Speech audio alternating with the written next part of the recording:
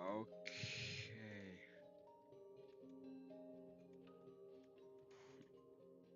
Back again in Minecraft. Forever. Let's go. Hop on. Have in. Beam bop boom boom beam. Um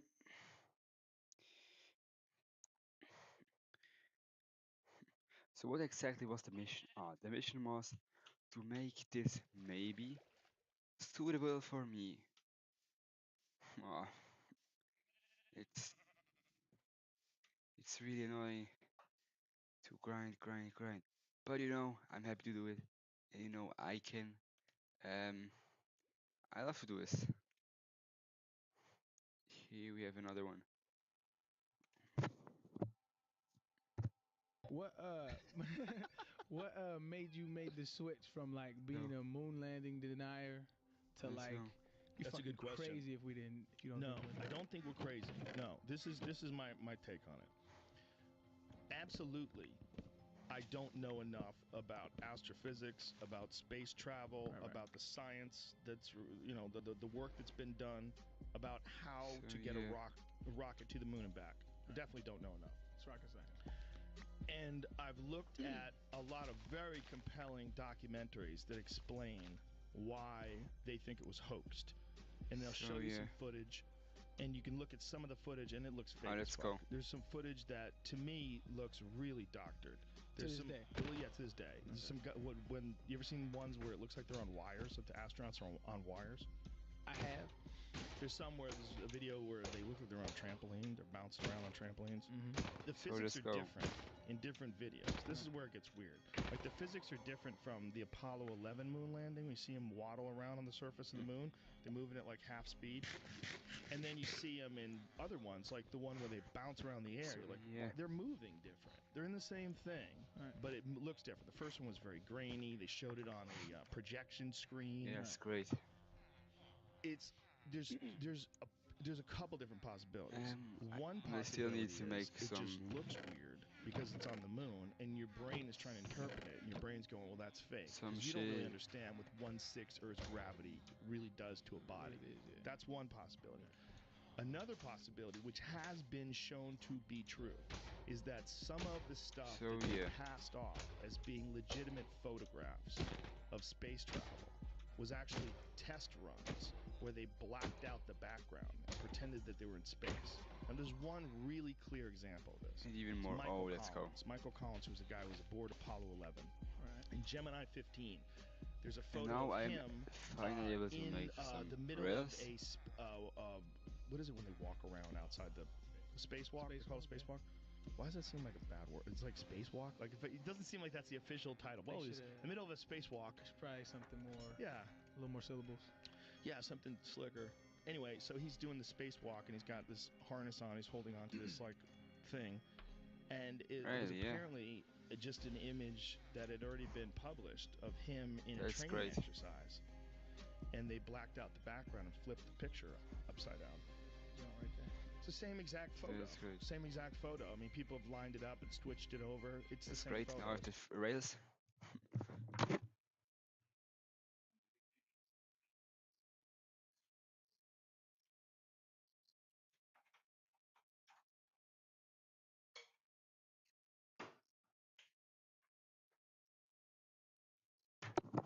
That's great. So I hope I know mainly did this.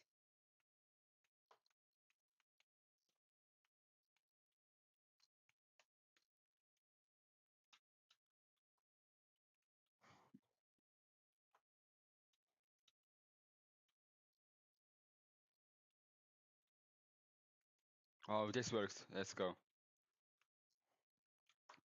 Okay, good. Now I know how to build this. And from here on out, it could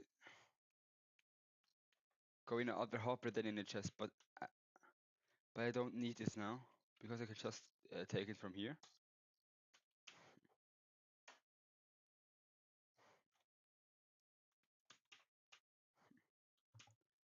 So that's great.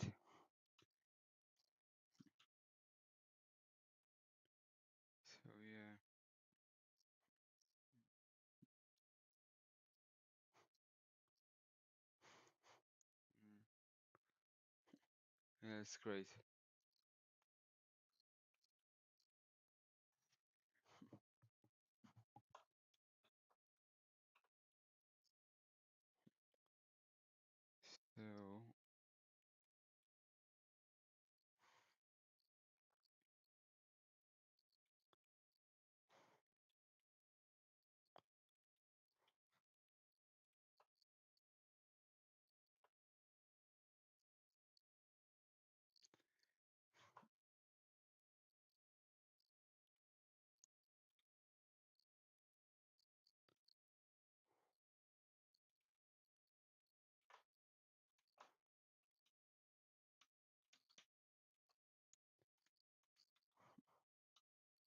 So yeah.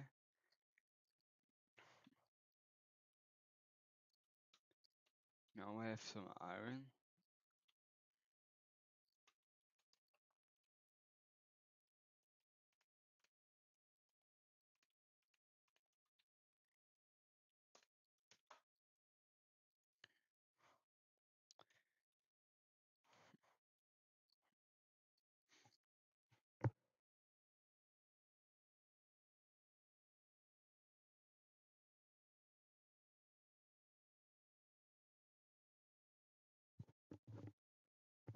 So okay, back again.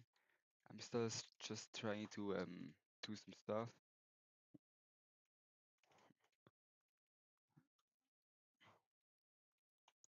We should probably. I still want to do one thing, which is not only killing the golem again,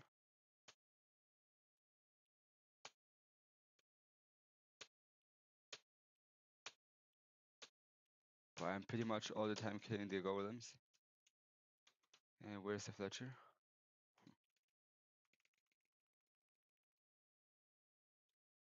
Oh, these are two little sticks.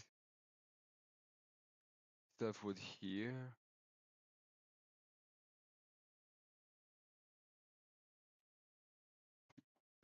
So yeah.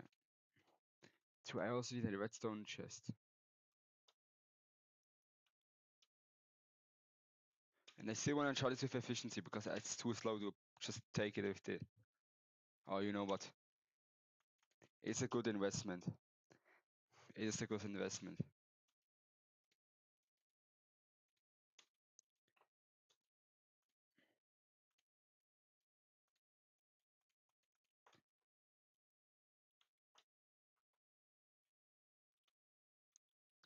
So now,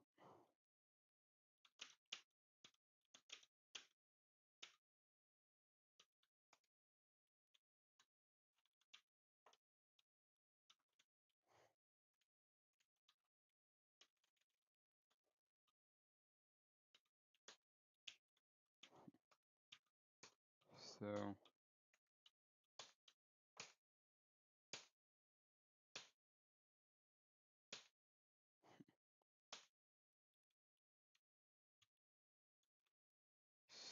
yeah.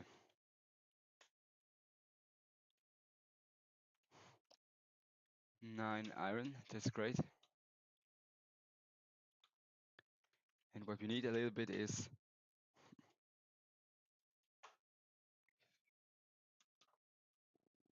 we need not only iron for an anvil later, but what we need now is them. I'm gonna make 3 of them for now because I only have 15 levels anyways. So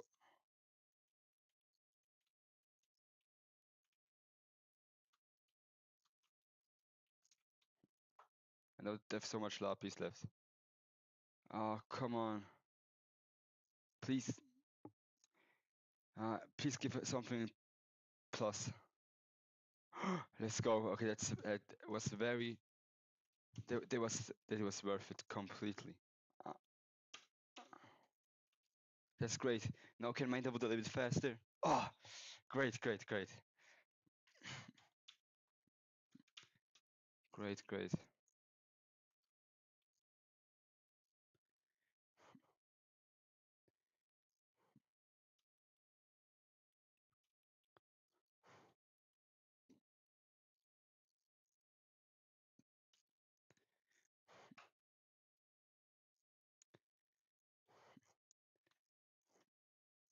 yeah. So yeah, that's great.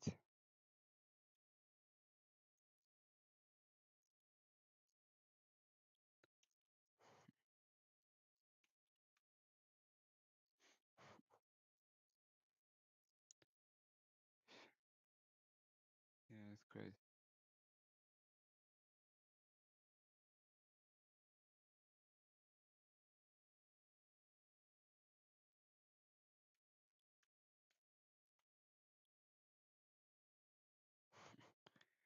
Yeah, that's great.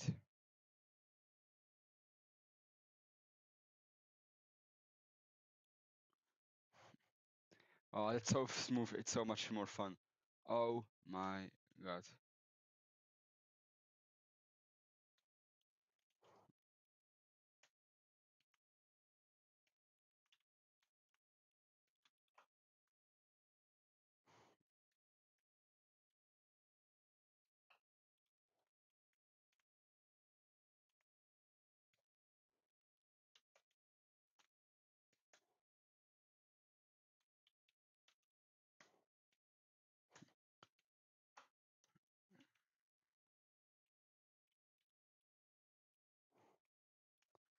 So it's great.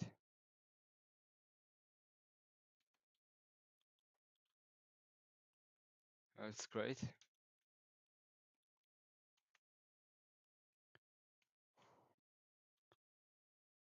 This is great.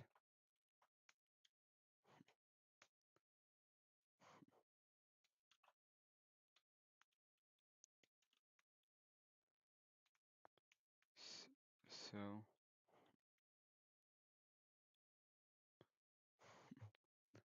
that's great.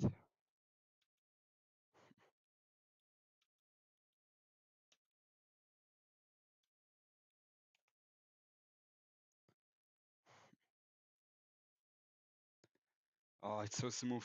I will have so much stone. That's great.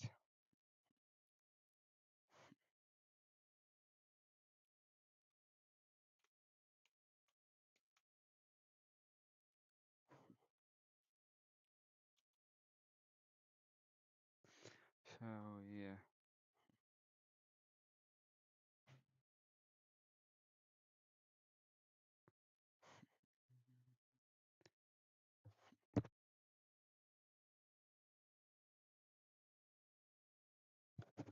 So that's great.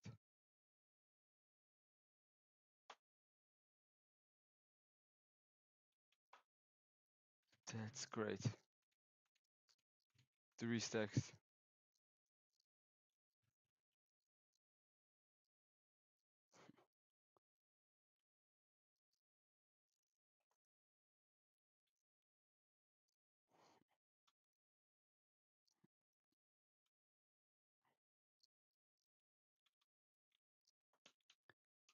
So that's great.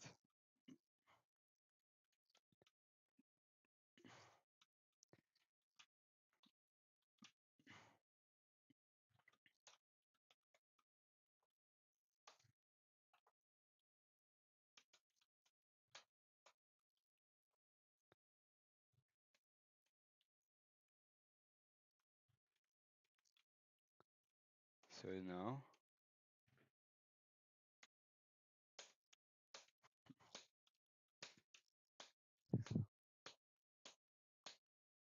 that's great.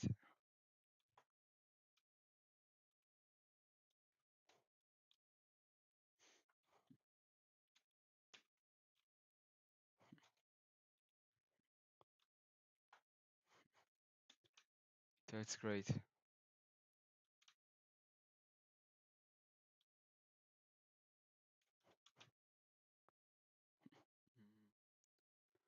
Yeah, that's great.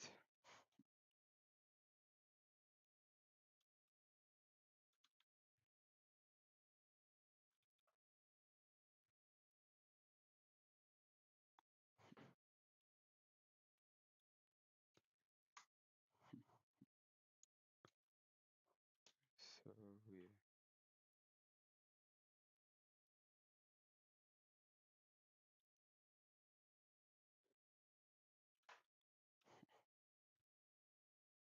That's great. But I still need, I will now make a hoe because I want to play with to make it easier for me to take the sleeves away to see to mine all the wood. And I want to. And it annoys me how many. It annoys me how many things here are.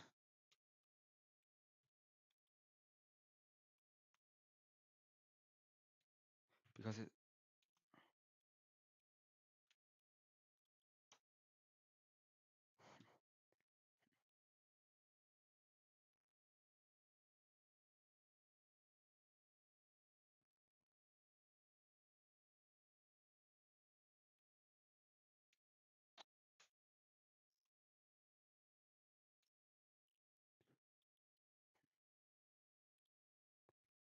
That's great.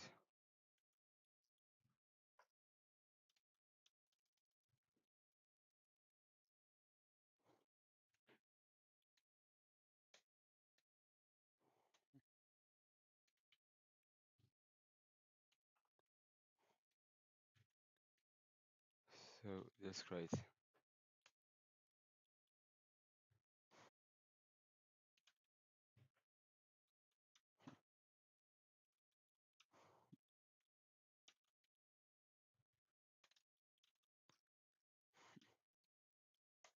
Still here.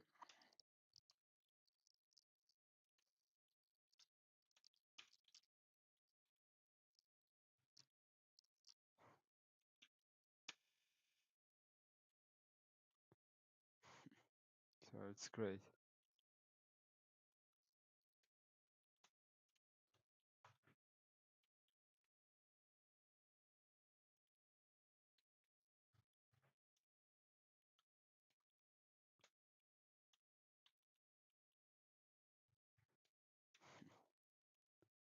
So okay.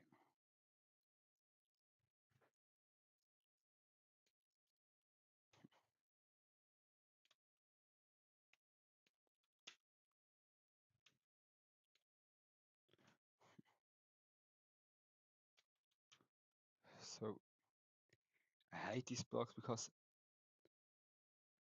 there's still so many blocks. Yeah, you can't find them.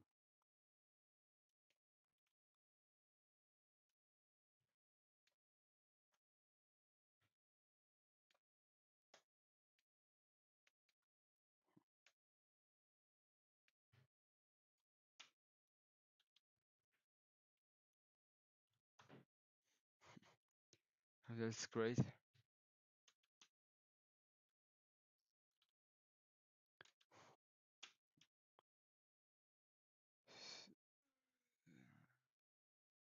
Oh, that's great.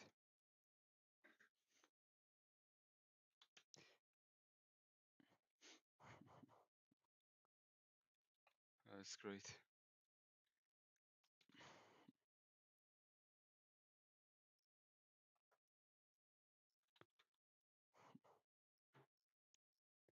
So here we have a tree still here. And then make a second hole.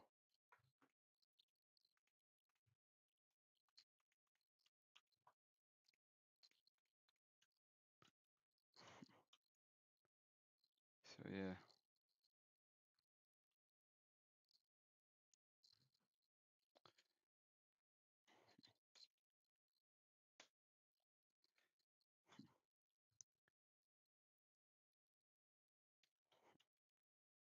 Still building up.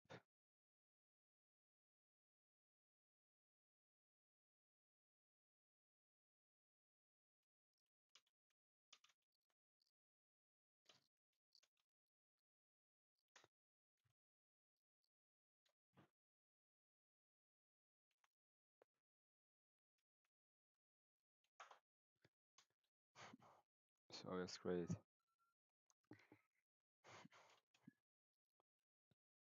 Now I have a lot of saplings again.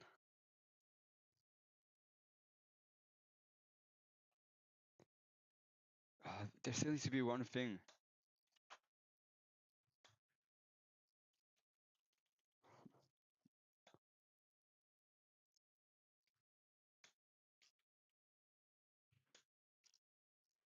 Okay, great.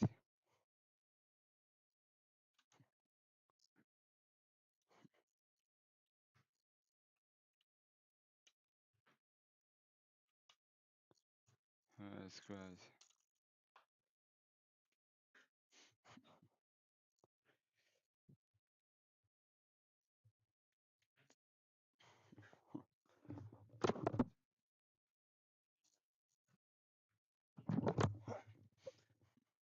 So Probably gonna have great a bunch of again, weird back shit again. in there. I mean, In look the at game. 2001. What a mind fuck. Oh my god, what a mind In fuck. here. Yeah. Well, there was so much of his Yeah. work, you know, and he's the guy that the conspiracy theorists, when they get the most crazy, when they Yes. really want to dive into who did it, they think it was all Kubrick. The Kubrick literally filmed the fake moon landing, right. So that's uploaded great. it to the American TV satellites. If and that- anyone could do it, it'd be him. He'd be the Can guy you I would get imagine? to That's do it. true. Can you imagine if that was really what happened? I've heard all these years. I remember hearing all the fucking conspiracy theorists about the Illuminati killing him because he made yeah. Well, they were worried he was gonna open his fucking mouth. Well, he made tell the about the moon movie. landing. Oh no. That's what it was. It's all No, about the- because keep he him- made keep him- fucking keep his fucking Eyes mouth Wide Shut. That too. That was his last one. They're like, enough. This guy's getting too close. Because I think he died like a week after that movie came. Of course he out. did. That's fucked. That's how they roll. Direct everyone to hashtag space is fake. 'Cause I've been doing research on check space that out. being fake. Check Is that real? That's a real site? Yeah, hashtag space is fake is something I'm investigating for my next hour. Yeah. Yeah, I'm for legitimately looking deep into Dude, people flat that Earth, there's flat so much earthers material mock there. them. They're Flat so- Earth is like, what? Space is fake. What? No. You dumb You motherfucker. flat earthers No, like it's the flat same earthers thing. walk No, away no, from no, it's the same thing. Oh, okay. You got it all wrong. You got it all wrong. Is Well, hey, everybody that I've believes got to the flat- think this is not everybody- very organized. No, what I'm saying is I got to think I everybody that couldn't have it thinks- all wrong. No, There's no everybody, way. anybody that thinks the Earth is flat, they totally don't believe what we're taught about what's above us. So when the people sun? say space Wait a is minute. fake, they What about the mean- sun? They mean all the stuff, information we're getting. You're lying about that shit. That it's not that it doesn't exist. Of course it exists. We see Right, it. of course. But space is fake sounds ridiculous. Like There's we're something up looking there. at it Mm. and it's fake. That's ridiculous. That's just not what the it means. It Truman means Show. that all the information we got about all We're those off. lights in the sky. Yeah. Something They're, else? This they're one. lying NASA's to lying? us. They're lying to us. Why would NASA lie? And there's a reason, well, and why I can sit wouldn't here and they tell you, lie? but you guys don't want to hear it. Hold on. Wouldn't they? So I We'll don't give want it- to talk can you give about us the cliff notes? it. The cliff notes are man. So Have it's you great. studied any kind of a He doesn't need to from- be. Let's hear just a few of it. The curious. goal has always been for the most powerful emperors is a one world government. They always wanted a one world government. All the Roman emperors, they try to figure out, they try to do different combinations. How about and they would fall, and a new emperor would yeah. come and go. You know what? That's I'm great. gonna fucking rule world the world domination in other with, words? Aztecs. I'm not gonna let my soldiers get married. That way, we'll have a stronger army. They have different philosophies. Everyone believed different shit, but they all wanted So, a yeah. one world government. There's no way to have a fucking one world government. There's nobody's into that shit. Right. Not even other rulers from small countries are like, one world government, that's gonna put me out of a job. Fuck your one world government. People that don't know shit about politics don't want a one world government. There's no way you're gonna sell a one world government. It's impossible. The only way to make a one world government work So I hope is to this have will people grow. embrace it. They have to want it because nobody wants it. So the trick is to make people want it, to embrace it. There's only one way. I gotta pee. There's only Hold one on, way. Joe. This is very You're gonna important. miss I've out heard on. this. I know this. I know this. Okay. Go I on. don't know. The that. only way, and they've known this forever. The Vatican knew this. The Vatican, the Pope wanted to rule the world. Oh, that's They great. all knew it, but they couldn't do it.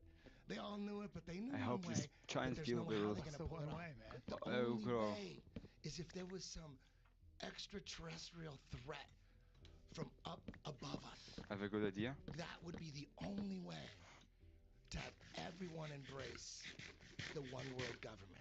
They all knew that I'm for gonna years. put all It the didn't work. stuff I That's the don't plan. They need. could never It's a make shitty it work. plan, though. They didn't have the technology 500 years ago. The Vatican knew about it. They wanted it.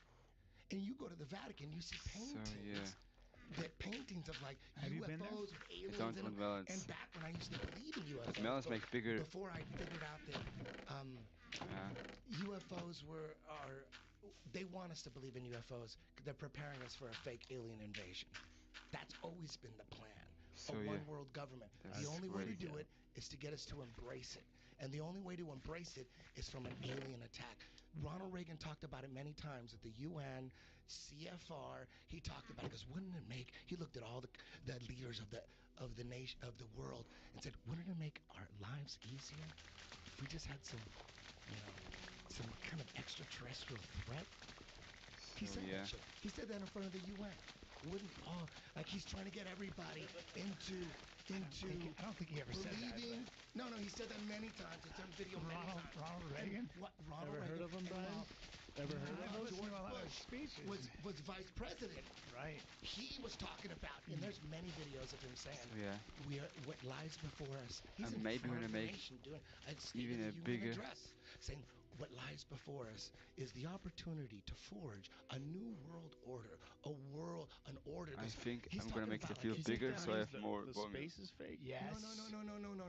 When people ask me why would they fake space, it's always been about a fake alien attack. You can't have a fake alien I've never attack. heard a That's politician great. ever You talk can't about have a fake alien attack though. without space. But I've never heard a politician You talk have to have about space first. So they always, you know who promoted space more than anybody? Who wanted Nazis. Who wanted Scientists? Nazis? Russians. But before the Nazis, you know who wanted Cavemen. space? Aztecs. No, the Vatican. Mayans. The Vatican. They have all the biggest. They have all the astronomers. They're all Jesuit, Vatican. this. All of them. All the ones that are giving us this information about space. They all come from the Vatican. The Vatican has the most But the powerful Vatican said telescope. that the You Earth. know what the name of the Wait a minute, Vatican the telescope Vatican is? doesn't have the most powerful Yes, they do. telescope. You know what its name is? What too, is Des? it The called? most powerful telescope, the Vatican. And you know what name it is? I've What? done the research on YouTube. On I have the YouTube. links. You know what the name of this? Do you know Isn't what the biggest name one in of Chile? this? The most powerful telescope in the world. It's in the Vatican. What Do is you it? know the What's the name? Lucifer? Lucifer's What? dick balls. Lucifer? Lucifer's dick and balls. I've never seen this fucking telescope. Yeah, it's legit, dude. I think the biggest one's in Chile. I think they have to be in high It's in altitude. the Vatican. Yeah, I don't think it's in No, the Vatican. You guys didn't. So when people ask me why would they fake all this shit? Well, I don't think that's the biggest this telescope, This Eddie. is just a crazy theory. I'm just. It certainly is. We're Now, talking I've about never theory. But here's It's the thing: funny. It's a funny theory. But Eddie, these new Chile very large array telescopes that they're creating are fucking So- gigantic, and they This take guy's over no- enormous pieces of Listen, land. Listen, I F- was with you. Google I was this with very you. large Listen, I was with array. you. Don't need this. It's called the Very Large Telescope. I watched the documentary with you at your house. It was like 2001, and Yeah, I it said in think- 5 years Yeah. there's a documentary about them putting together the Very Large Telescope in Chile, and they're talking about by the year 2005 we're gonna have 3 telescopes linked with a computer to So, make yeah. us. We're gonna see further into space than ever before. None of that shit came. What are you There's talking about? None I of think that shit came. I feel like we're at this cusp of something very strange happening. Like we're in the middle of it right now, but we're So, at the yeah. cusp of something very strange. And here we're gonna make Where redstone. all it would take is one massive world event, one map to completely remap how we view each other and how we view things. It's very disconcerting to me. I mean, it feels like without that one big world event, we're not that far away from that right now. Right. There are parallel universes right now that exist on things that you would have thought everyone can accept as a basic fact. Like what? You know, I mean, Syria. Yeah. You know, the white helmets. There are some fairly serious people saying the white Like helmets this from your are, redstone. you know, some kind of media front for Al Qaeda or al-Nusra. Would you explain the white helmets for people? So when there's a bombing and a building collapses, they go in and drag people out and get them medical attention as quick as possible. And people think that they're somehow or another involved in it. They're a front. Yeah, and the footage is faked Oh, that's in order to great. drum up sympathy for the rebel-held areas. I mean, I've heard, you know, serious people say that. Serious people? Yeah, not That's rumors on great. Facebook. I've heard, you know, Like journalists or yeah. I mean, Seymour Hersh, I think, has walked it back a little bit since, but he said that in the early days. why do you think he believed it? I read a really Oh, interesting God, I article love on just a it. few So days many ago. Where was useful it? stuff. I forget what it was. It was, you know, the not expose, but a really good look at him, and I think he's just spent his career believing rightly that the government lies about all kinds of things, and that's got him into a point where he thinks, well, they always lie, no matter what. So And it's happened to a lot of journalists. Robert Fisk, So yeah. Seymour Hersh, Martha Gellhorn, one of my favourite war correspondents of all time. I reread some of her stuff recently, and the first batch of war reporting she did, I think, is the best war reporting I've ever read. Spanish Civil War, Vietnam, and then she spent 25 years writing novels, and then later on wrote about, I believe it was the Yom Kippur War, and was denying that massacres had happened and saying, oh, Arabs lie, they always lie, there was no massacre. And we now know there was a massacre. Well, there were massacres in the aftermath of these wars. So I don't know what happens. I mean, maybe if you just do this for too long, you just become so cynical. Just start planting. That you're open to these things. But I'm amazed that Seymour Hersh is open to that idea. When the very people that are calling it, the very people that have boots on the ground and that are in these war zones and calling these things, when they become cynical and they become jaded, that's when it gets really sketchy. And we rely so heavily I need on people like a few stuff where I can I'm plant not going over there. further. Yeah, no, Jamie's not going over there. Look at him.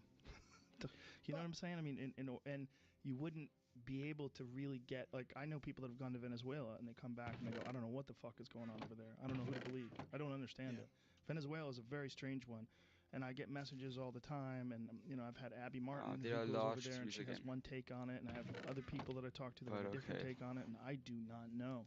I don't know who to believe, and I think you'd have to go over there and you'd have to spend a lot of time to try to figure this out. It would have to be the entire focus of your life to really try to parse it out.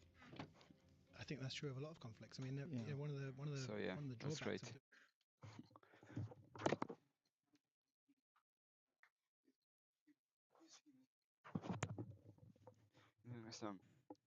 of there's such a left-right divide on that, and if you support the opposition, then you find yourself alongside John Bolton and Donald Trump, which means that a lot of people are going to automatically attack you. Right. Automatically. Yeah. Even if it's correct. And I think it's, we can say without a doubt that Maduro has destroyed the economy there. Maduro has imprisoned, beaten, killed journalists. There is a movement there that do want genuine elections, but some people will say, well, just because George Bush in another area or John Bolton in this era support the opposition, therefore the opposition must be illegitimate and the information coming out must be false. And I wish people did rely on the people who actually went there. It doesn't feel like that. It feels like they rely on the guy behind the glass desk on the news. They rely on opinion rather than the people who are actually there. Well, we still have this idea in our head that the person who's reading the news is the authority. That Don Lemon has the inside scoop, or whoever it is. I think it used to be that those guys would spend 20 or 30 years traveling, and then they'd get the cushy job behind the glass desk in the studio. Now it seems like you can go straight to the cushy job behind the glass desk. Well, we just need someone who's relatable, who can read a teleprompter, who fits the profile they're looking for, whether it's Fox News or CNN, And also the information is there. There are fantastic documentaries, articles being written about all of these conflicts. Right. People aren't reading them. So great. Well, with something like Venezuela, the real problem is you have two sides. You have two different versions of what's happening, and it's if you're not educated in that country and you don't understand their politics, it's very difficult to figure out who's telling the truth. Yeah. Same with Syria. Yeah. So let's find one that we disagree on. I think you believe the official story of the JFK assassination? Do you? More or less. Yeah. More or less. Yeah. My belief, and this changes over time, I think that Lee Harvey Oswald was in on it. I think he was a part of it, but I think there were multiple people that were in on it. That's what I believe. Do you think there are multiple shooters? Yes. And one of the reasons why I believe that is because of the formation of the single bullet theory. And the single bullet theory was formed because the fact that they had to account for one bullet that hit the underpass, ricocheted off, and put some man in the hospital. And that before that, they did not have an explanation for why all of these bullet holes, all these wounds were in all these different people's bodies. The other reason why I'm inclined to believe there's a conspiracy was the fact that they found that bullet on Connolly's gurney when they brought him into the hospital. It's too convenient, and the bullet itself is fairly pristine. Now, knowing as much as I know about bullets from personal experience of hunting, You can't hope hit it's gonna be anything enough with a seats. bullet. I pulled a lot of bullets out of animals. When you shoot an animal and you hit bone, those bullets, they distort brutally. I mean, they don't look like that after they go through two people and hit all sorts of bone. That's the bullet that came out of Connolly's body, or well, Connolly's gurney, excuse me. And that's the bullet that they're attributing to this single bullet theory. If you That's look at great. the path of the That's- bullet that goes through Connolly, or goes through Kennedy and then goes through Connolly, that I to take me this is sandbag here not away. unbelievable. It's Well, not unbelievable. That one is. But you got to look at the other one. But Yeah. even that one, but no, see what I'm saying? Even that one is not unbelievable. It is believable to me because I know that bullets do strange things when they hit things. Right, but you got to combine that with the fact that the bullet came out fairly pristine, which means it didn't actually go through a kind of a bouncy path like that. Right. It Well, went through a that's straight path. This diagram is So- from A conspiracy yeah, theorist book. essentially. Yes. But the there, thing there are other is, diagrams that will show the actual path with him. Like, they've got the butts there on the same Also a level. little bit and of you a know bigger that, field, that's Kennedy great. was actually sitting he was above Connolly. elevated. Yes. So see if we can find one that has the actual seating arrangement or more accurate seating. Well, the one right there with the red line on the right hand I'm probably side. gonna build The one on the another right hand side. farm That's a in the more other accurate. because it's just From above, yeah. Yeah, from above. for the cooling and There's this way there's easier if also they're in the water. We're the gonna fact see that there how was much is this produced. particles. There was Yeah, more 11. metallic particles from the bullets, more That's pretty fragments good. from the bullet in Connolly's body than were missing from the bullet. I do not believe that was the bullet, and I think that that is a very reasonable assumption. Well, you know what you should do? You should get one of those guns, get the same bullets, get some ballistic dummies with some bones inside, and start shooting. They've already done that. Yeah, they've. Penn and Teller did that. Yeah, but some people have done it, and they have found pretty close to what actually happened. No, they didn't. Within the round. No. Every bullet that hit bone got distorted. That's just what happens. When you shoot those bullets into water, or you shoot those bullets into like fluff or something like that doesn't have a lot of impact Oh yeah. to slow the bullet down, Mhm. then you get a bullet that looks like that. If you shoot a That's bullet great. into bone, they distort wildly. But the bone was the last thing that it hit. But it doesn't matter. It's still hitting bone. But it stopped at that point. Yeah, but I mean, didn't it hit bone in Kennedy's body as well? Went through his neck, didn't it? So, The odds of it hitting only soft tissue, and it's going to go through his neck, and it came out here, that it Yeah. didn't clip one of his vertebrae or something like that, I don't think that's real. yeah. I think also there's a difference between, and this is a fact from David Lifton's book, Best Evidence, which was a book by an accountant who went over I'm gonna the make Warren one Commission layer report, more found all because these I can. factual inaccuracies and all these contradictions. He found that there was a difference in the autopsy report at Bethesda, Maryland, the Bethesda Naval Hospital, versus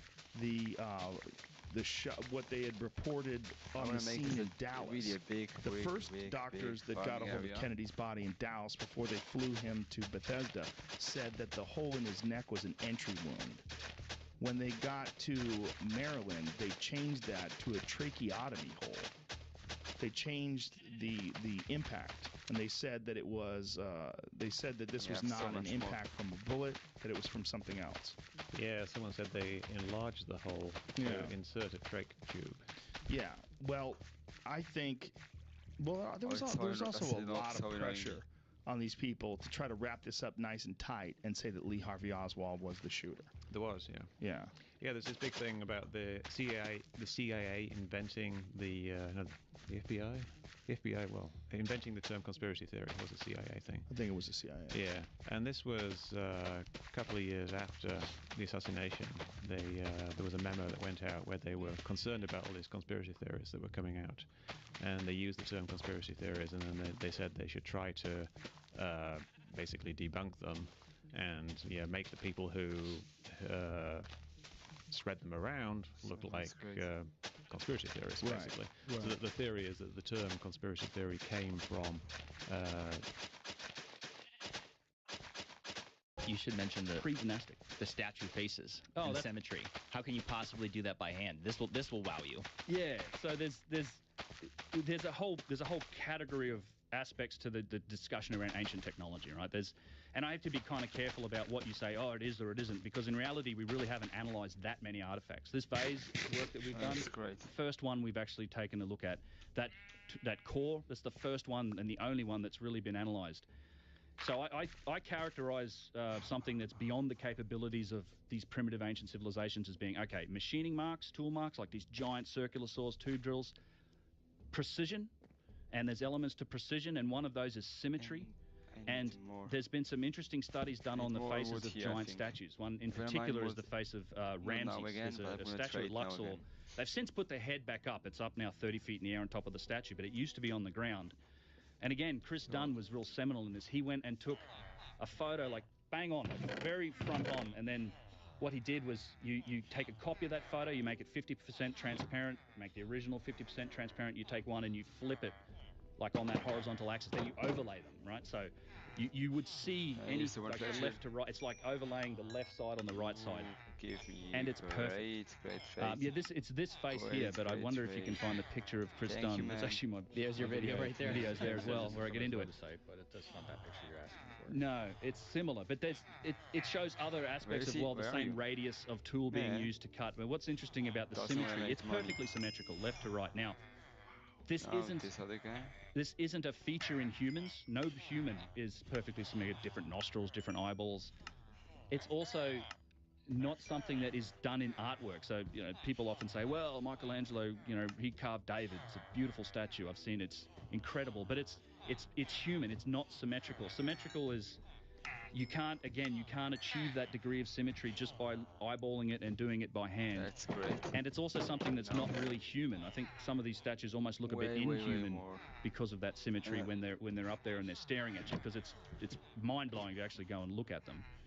But yeah, they're staring. Some of these eyeball-metric beauty is done in artwork. So, you know, people often say, well, Michelangelo, you know, he carved David. It's a beautiful statue. I've seen it. It's incredible. But it's human. It's not symmetrical. Symmetrical is, you can't achieve that degree of symmetry just by eyeballing it and doing it by hand.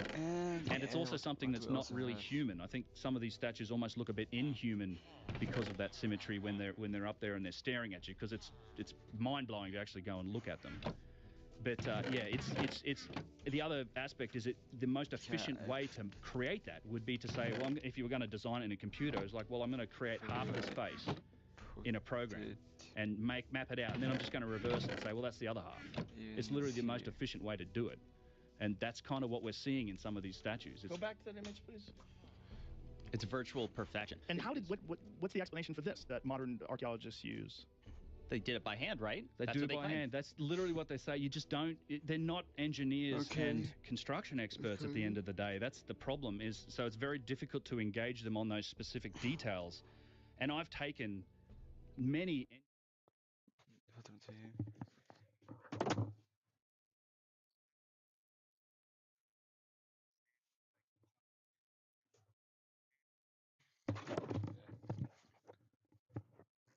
And they just dismiss the idea that this was done with literally pounding stones and you know, copper chisels. It's a funny thing. They insist those things are how they were done, but not once, no one ever has cut a single big slab of granite the size of a refrigerator in half. We've never gone that far. No one's demonstrated that, yep, you can take a copper bar and sand and grind your way through a refrigerator-sized block. And you're saying copper because we think that they didn't have steel back then. They didn't. Well, they didn't, and not until later. There's no evidence for it. There's evidence for copper and bronze. There's no evidence for it when we're talking about 2,500 BC. Exactly. Now, if there was some sort of very sophisticated civilization that was tens of thousands of years before that, and they were wiped out, and then you're leaving behind these artifacts, and then people are claiming them as their own, and then trying to copy them. Imitation was a huge part of it, and we even see that. You go to the Egyptian Museum, and there's these beautiful igneous stone vases made of granite. And right next to them, in the same display, because they're found in the same place, there's a rough pottery vase that's not even turned, just put together by hand. And they painted it with dots to make it look like granite, and it's shaped the same way as the granite vase. That's pure imitation. Like this here. I love this. This is one of my favorite examples. And this is like either first dynasty or pre-dynastic. But yeah, you have a hard igneous stone vessel made with perfection, and right next to what's clearly an imitation of it, made from pottery, and they've even dotted it up to make it look like granite. All the most sophisticated artifacts, pyramids, everything are all the oldest. It gets worse as it goes on, and that doesn't. That's not supposed to make sense. And like when last time I was on with you, Joe, I was trying to articulate a point, which was that there was, a middle kingdom. There was the first kingdom. There was and there was these periods of revolt and revolution and missing history within Egypt. And there's 3 different kingdoms, and one of which was 126 years of lost history. Another was over 200 years. And the one point to mention about that is that So now that means that what I whoever need took is- over need and this. reestablished themselves, there's now no one alive at that period of time that was around prior to whatever it is that reset them, that government or whatever they were. That's So if there's great. 126 years of lost history, no one is now alive to say what was what before that year 1 of 126 years. Oh, that's good. Now I'm gonna make it cheap. With what just happened Okay. with Epstein, people are you can't A get away with big, this stuff beautiful. anymore. Well, what happened with Epstein, this is what I like about it. Yeah. It was Offense, so blatant and deep. so outrageous that people go, hey, maybe they did fucking kill Kennedy. Yeah. Like, yeah, They maybe absolutely they did. Maybe and they I was fucking just did. doing shows in Fort Worth, and I was looking at these audiences, and I was going, they'd kill him again. Yeah. They'll kill him again. Give these people a couple of shots of tequila, another shot goes right through Kennedy's head. Well, if there was another one like Kennedy, like Right. let's think if someone took over So, yeah. after Trump and this Yeah. guy was trying to get rid of the NSA and get rid of the CIA, Yeah. and you know, and then there He was going some at the sort mafia of a, and industrialists. and there yeah. was some, and mafia fucking got him into office in the first place. 100%, So they yeah. were like, hey, you fucking piece of shit. Yeah. We're the reason why you're here. We rigged Chicago for you. And so then he has this military blunder, the Bay of Pigs. And so then the military's after him. Everybody's hangry. He The says he wants Cubans to are angry. splinter the CIA Yeah. into 1,000 pieces and give all like peacetime intelligence gathering capability to the military. That's we great. had someone like that, Yeah. some guy like that, and by the way, he was fucking everything that moved too. Yeah, I mean, and It's he a was different world doing back drugs and everything. Woo! You know, he He was was on enjoying meth. himself. He was Yeah, on meth. that's They crazy. had a doctor, Dr. Feelgood. That's where the name came from. And they the would fucking go- Motley Crue song. Dr. Feelgood. Dr. Oh my And it was God. Kennedy's doctor. Yes. Wow. Yes. That's Yes. when being president was a great job. Well, they all were on it. That's Yeah. how they fucking got the party moving. Yeah, just meth heads. You're busy, man. You Running- got yeah, things you- to do. It's you could- hard. Yeah, it's true. I mean, listen, this is the argument for Trump being on amphetamines right now. Yeah, How the fuck else are you gonna run a country? yeah.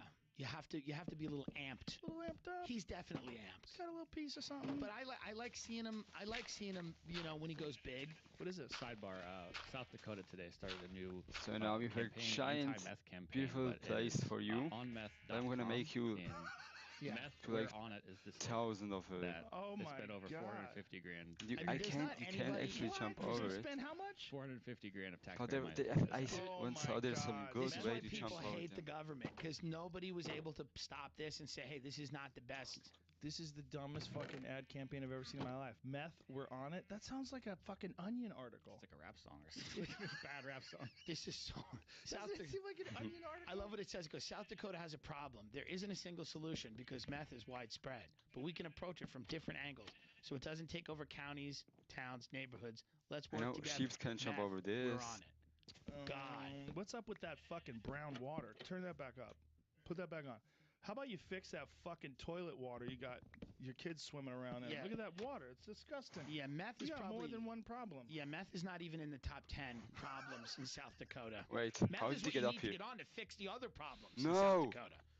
The whole town council's got Yeah, some you need meth. to start. No, since But when can't they Epstein, cheap over they just them? charged guards. I mean, this is hilarious. Yes. This is a very funny comic. Nick Mullen on Twitter They was shouldn't like, do this. "Oh yeah, this is the justice Oh, we all shit. wanted. The guards, you Well, know? no, Oh, here's what's shit. Not the Two prison Yeah. guards tasked Oh, with shit. watching Jeffrey Epstein on night he killed himself. They should Wait. fucking charged with falsifying records. And Here's conspiracy. and conspiracy. Here's why that's good. Somebody paid those guys, and they're gonna sing, or they're gonna die. Something's gonna happen. Either they're gonna take those guys. I think or it's they're a gonna- way Okay, to it's great. satiate the public. I don't think there's. I mean, I don't think that Barr, the Attorney General, has any real So desire to get to the bottom of what happened. I mean, this is Let clearly me obviously go back sexual there blackmail. and- Epstein was involved with intelligence, whether and it's take U.S., this. whether it's Mossad, it's somebody. His island was a honeypot. He had powerful people in compromising positions. He was probably like an access okay, let agent. me short where he would give experiment these with this a intel little bit. agencies What access if you to place it like this? insanely powerful people, ex-presidents, people Cheap. like that.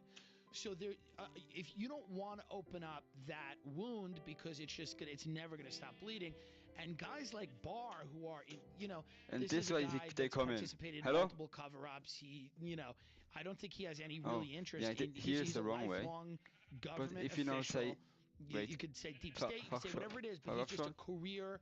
His job is to protect the interest of these power factions in Now Washington, come. these government agencies. There's no way they open this up, and there was no way that they could Yeah, have okay, had this Jeffrey way they Epstein can in go open over, court, or pointing the other way fingers they at maybe can't. prime And they are ministers the and wrong way. presidents. It would tear countries apart. It would be the biggest political scandal in our lifetime. I just can't believe they just And, yeah. murked him like that, though. They Reading didn't like just murk him, this. they murked him Yeah. twice. Here's what I want to know. When he tried to commit suicide the first time, were the Right. cameras broken then, too? Great question. I don't know. How come we never heard that? Well, we didn't see any footage of him. I've never seen any footage of him in his cell. I mean, they haven't released any footage of the cameras ever working, right? I mean, from what I can No, but understand. did they even comment on it? Remember the first time that he attempted to commit suicide? I and think he they lived? got it. Yeah, I don't know. That's a good point. I mean, I think they I'm gonna found take him, they this whole transferred him. I thing don't know if they have down here. photographic evidence of him doing that. Google what happened the first time Epstein tried to kill himself. Because that's an interesting thing. And like- where is yeah, it's a very So interesting. do they know for sure? Did they So, watch the yeah. footage and see him tying a rope around his and then neck? they putting- went in and go, next time you got to do it like this. You Right. tie the knot stronger. You take off from the chair. My favorite thing was Yeah. his cellmate. The cellmate that they gave him. Oh yeah, which is like a long. It was a gorilla. cop who Gorilla cop. yeah a from Westchester. Huge, Yeah, huge skinhead looking dude, Yeah. Italian guy. coked That's out. Giant great. muscles Yeah. who killed a bunch of fucking people Yeah. and sold drugs. Just him and Epstein. And they got along. He was like the Hollywood stereotype of the last guy you would want in your You'd fucking want to be cell. in a cell This with. big Guido, Yeah. ex-corrupt cop with giant muscles. Yeah.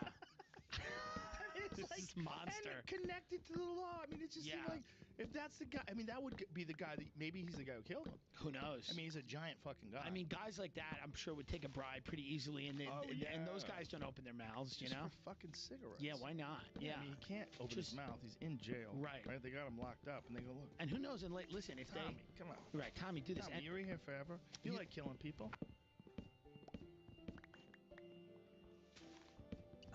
Last night during the Golden Globes was going on, there was some jokes going on by Ricky Gervais. we So can probably talk I about love later, too but, much just mine. 60 Minutes was uh, probably going on a different what, channel at it's the same great. time, and they had Mining the trees, get they the record wood, get all the some wood. new evidence that nobody has seen yet. Oh, Jesus. They have some It's always autopsy photos way better and idea photos from inside for the me cell.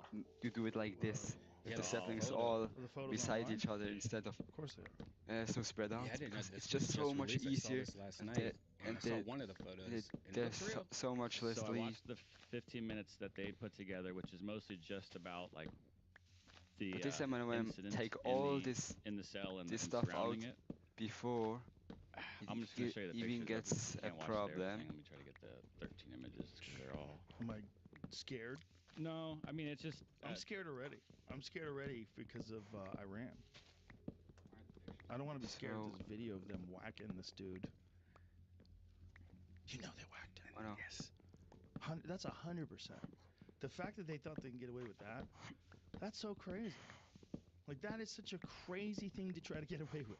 This gigantic international case. Hey, what happened to the cameras? Oh, I'm fucking broke, man. I don't know. Sucks. They Guy need- hung himself. They needed a couple days to make the videos and stuff like that. Bro, Like, he tried. Yeah, exactly. That's the problem these are with so today. fake. He tried to hang himself before. And they're like, hey, don't do that again. And he's like, all right, I won't. Give me my belt. Give me my shoelaces. Give me whatever the fuck that guy strangled me with. Yeah, these Yeah, photos it's are all crazy. fake, right? No, hold on. I mean, I don't know why it's not. they're very Yeah, realistic. We need Eddie Bravo in here immediately. Okay, here we go. I'll pull this up here. So we're gonna put all this those is from wood his back cell. here This is inside because there. I'll pull these up on the screen. here I don't have enough So wood. And this was the cell he was also in by this himself. stuff. Okay. They said he used a bunch of these orange jumpsuits, which I guess were already in there. He tied them around his head. I guess there is a little like spot way up here on the top of the grate where the window is, where you could see maybe there was something up there.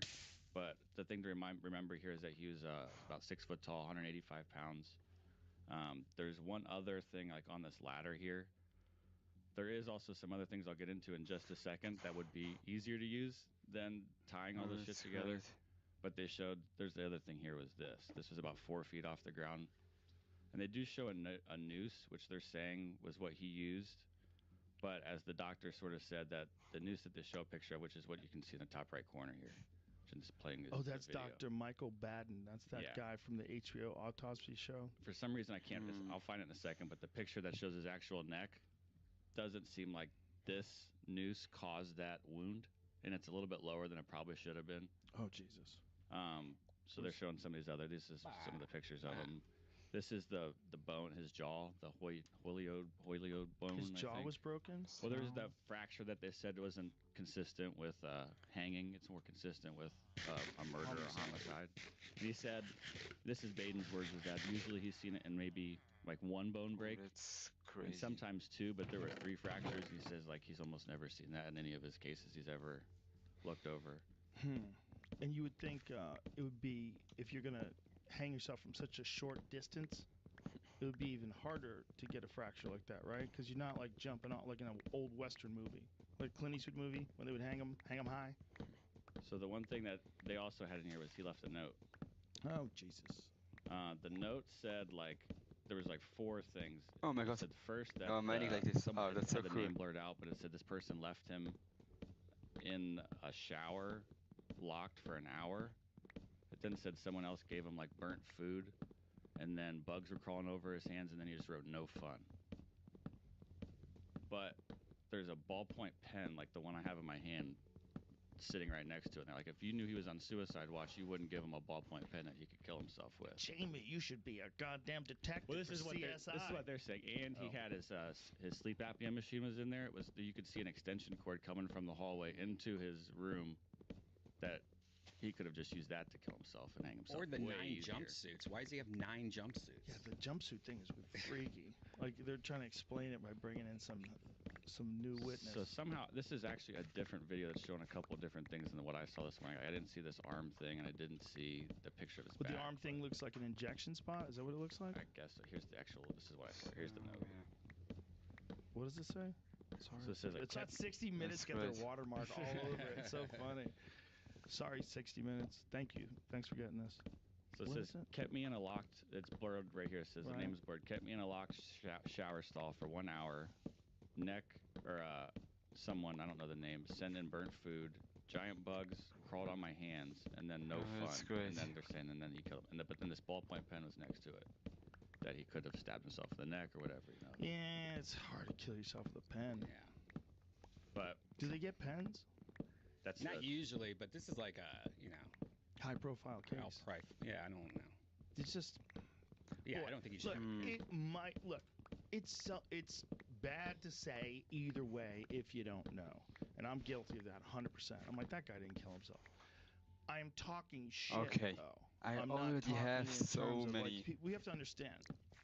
This is really important. here's the, We're doing a podcast. When you're doing a podcast, you don't have to be factually accurate. You just have to talk shit.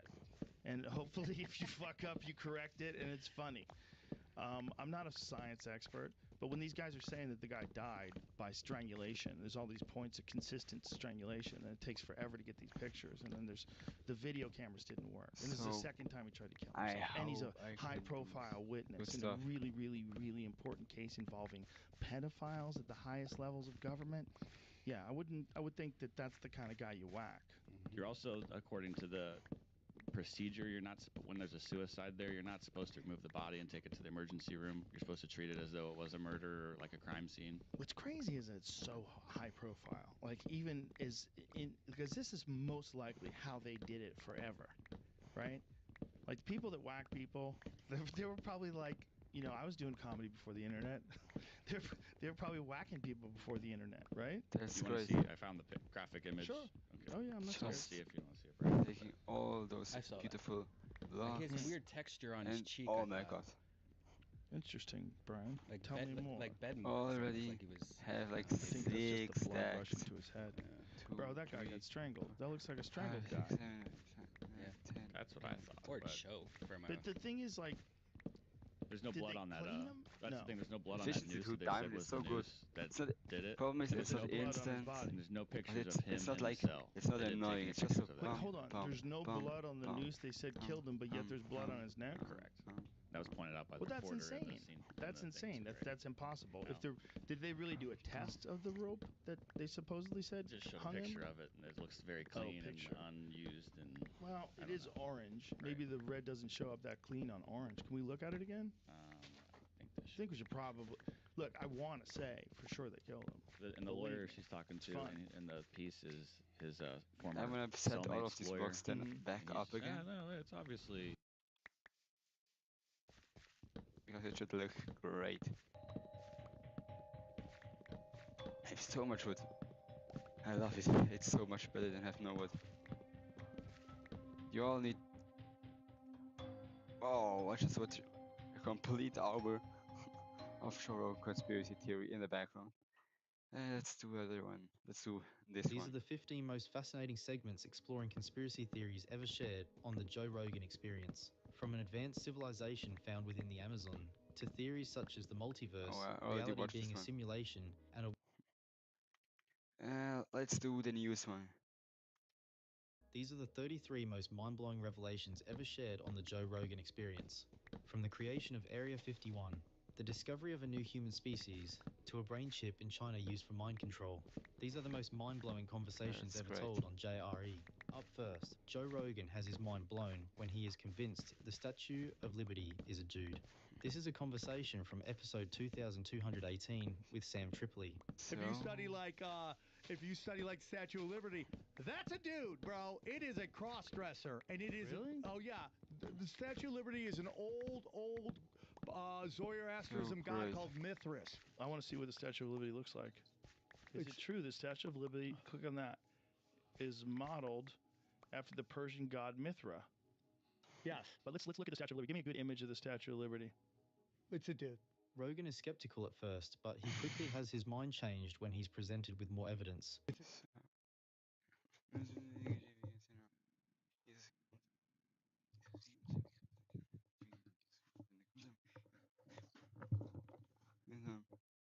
If you study who gave us Statue of Liberty? France, right? So Right. that's Go to great. the photograph of the Statue of Liberty's face again.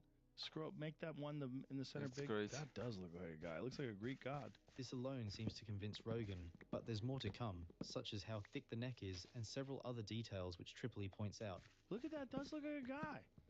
Look at that one. That image too. What says up in the top right-hand corner. That looks like a guy. Look at the arm. That does not look like a feminine arm. Look at the hand. Old pagan Look at the hands. Zoroastrianism gods. Whoa. They're coming back, dude. Whoa. Boy, that looks like a dude. Statue of Liberty's a fun dude. Up next, Joe Rogan and Felipe Esparza And discuss the the last unsanitary few conditions of blocks. 19th century America, where the country lacked a proper sewage system, leading to disease outbreaks and thousands of deaths. They also uncover a shocking revelation that poor Only sanitation 50 may have saplings. contributed to the death of the 9th US president. Let me grab This is all a my conversation block. from episode number 2276. On a summer day I in would still love 1873, a all cart those stood on to 6th go. Avenue in New York City, filled to the brink with raw human waste. The cart was uncovered, its contents exposed to the air and to the passersby who retched and gagged as they scurried away. Excrement dipped off the sides of the cart, and the sidewalks and gutters were smeared with the stuff. The Yeah, here's one block. stench was so Promise- strong that it could be if smelled one from block more is than a still block there, away. It was another connects day to in everything. pre-sewer America. Bro! And meanwhile, you're And reading. here's the thing, man. This is after the Civil War. Yeah, This is 1873. and you're in Italy reading books talking about the streets are made of gold. Yeah, night soil. They call Well- it night soil. Night They used it soil. for, yeah, they used it Oh for. no, a new of these bastard I mean, trees they got used it for just grew. compost, right? Oh, so just It was the people just- name euphemistically given to human waste because it was removed from the privies under the cloak of darkness so that polite society would be spared from confronting its own feces as the men carted the crap away, leaving a trail of stench in their wake. Every year in cities across the country, thousands of carts brimming with excrement rattled through the night Why is there streets. even a block? I hate It was this an dark antiquated generation. solution to a modern problem. Why do you do America's this? cities were full of crap. So the people were just throwing this in the streets. Yes. In the 1840s, America had no sewage system, so human waste was routinely dumped into gutters and open fields. Joe reads an article revealing that one of those dumping grounds was near the White House. Even more shocking, how poor sanitation in the area may have contributed to the death of President William Henry Harrison. One of the dumping grounds was a field near the White House where a marsh of Washingtonian waste putrefied under the president's nose. This suggests that this may have been a contributing factor to President Harris's untimely death in 1841, since the White House water source was a mere 7 blocks downstream. Oh my God, they killed the president with water. Oh my God. He died of dysentery. Bro, this is why you can't trust that the experts are looking out for your health. They didn't even protect the president. Somebody concocted this idea, and they never even thought about the potential for ruining all the water that people drink. They just said, this is a good place to dump all this. Wow. How nasty. People are so nasty. To close this segment, Joe reads a gruesome 1882 account detailing New York's poor sanitation, It where goes so raw perfect. sewage flowed past windows, pooled in open gutters, and stagnated, creating unbearable odors and serious health risks. One major health risk was the 1849 cholera epidemic, which killed approximately 5,000 now it's so people much in New wood. York Let's City go. alone. Overflowing Privy was a sight to behold. In James How much is McCabe's this? 1882 400? account of New York street 500? life, he described one man's yard in which the Privy's contents drained down probably into a even more, street 600. sewer, forming a miniature loathsome Niagara of night soil. Niagara. The cascading sewage flowed right by the window, so that a man sitting on a chair at the window would not have only the odor, but also the views of this loathsome matter circulating at his feet in the pool below. Yeah, see, this is why everybody was so sick. This is Probably started the plague. well, also like there's no one's clean. Cholera outbreak, 1849. Yeah, I would say that is the biggest breakthrough ever in the controlling of diseases. The biggest breakthrough is sanitation. Up next, Stephen Reinella blows Joe Rogan's mind with the story of an Alaskan glacier that keeps spitting out wrecked planes and human remains. This is a conversation from episode number 2258. I don't want to leave you spoke here, but I want Roberts to from other NPR chests. Okay, yes. Yeah, yes. Cokie Roberts' father was this guy, Hale Boggs, okay? Hale Boggs was a Democrat 16. who was Speaker of the House in the 70s. And Alaska had, at that time, only one. Alaska had a sole congressman. There was an airplane that had Begich, their sole congressman, the Speaker of the House, an assistant, and a pilot that went down in Alaska in the 70s. Still no one's found that plane.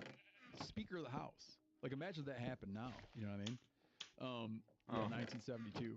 Yeah, it makes sense in Alaska. Oh, it does, but then you get into the huge number of all these missing aircraft, and like all that search centered around this glacier, that it would have been swallowed by a glacier.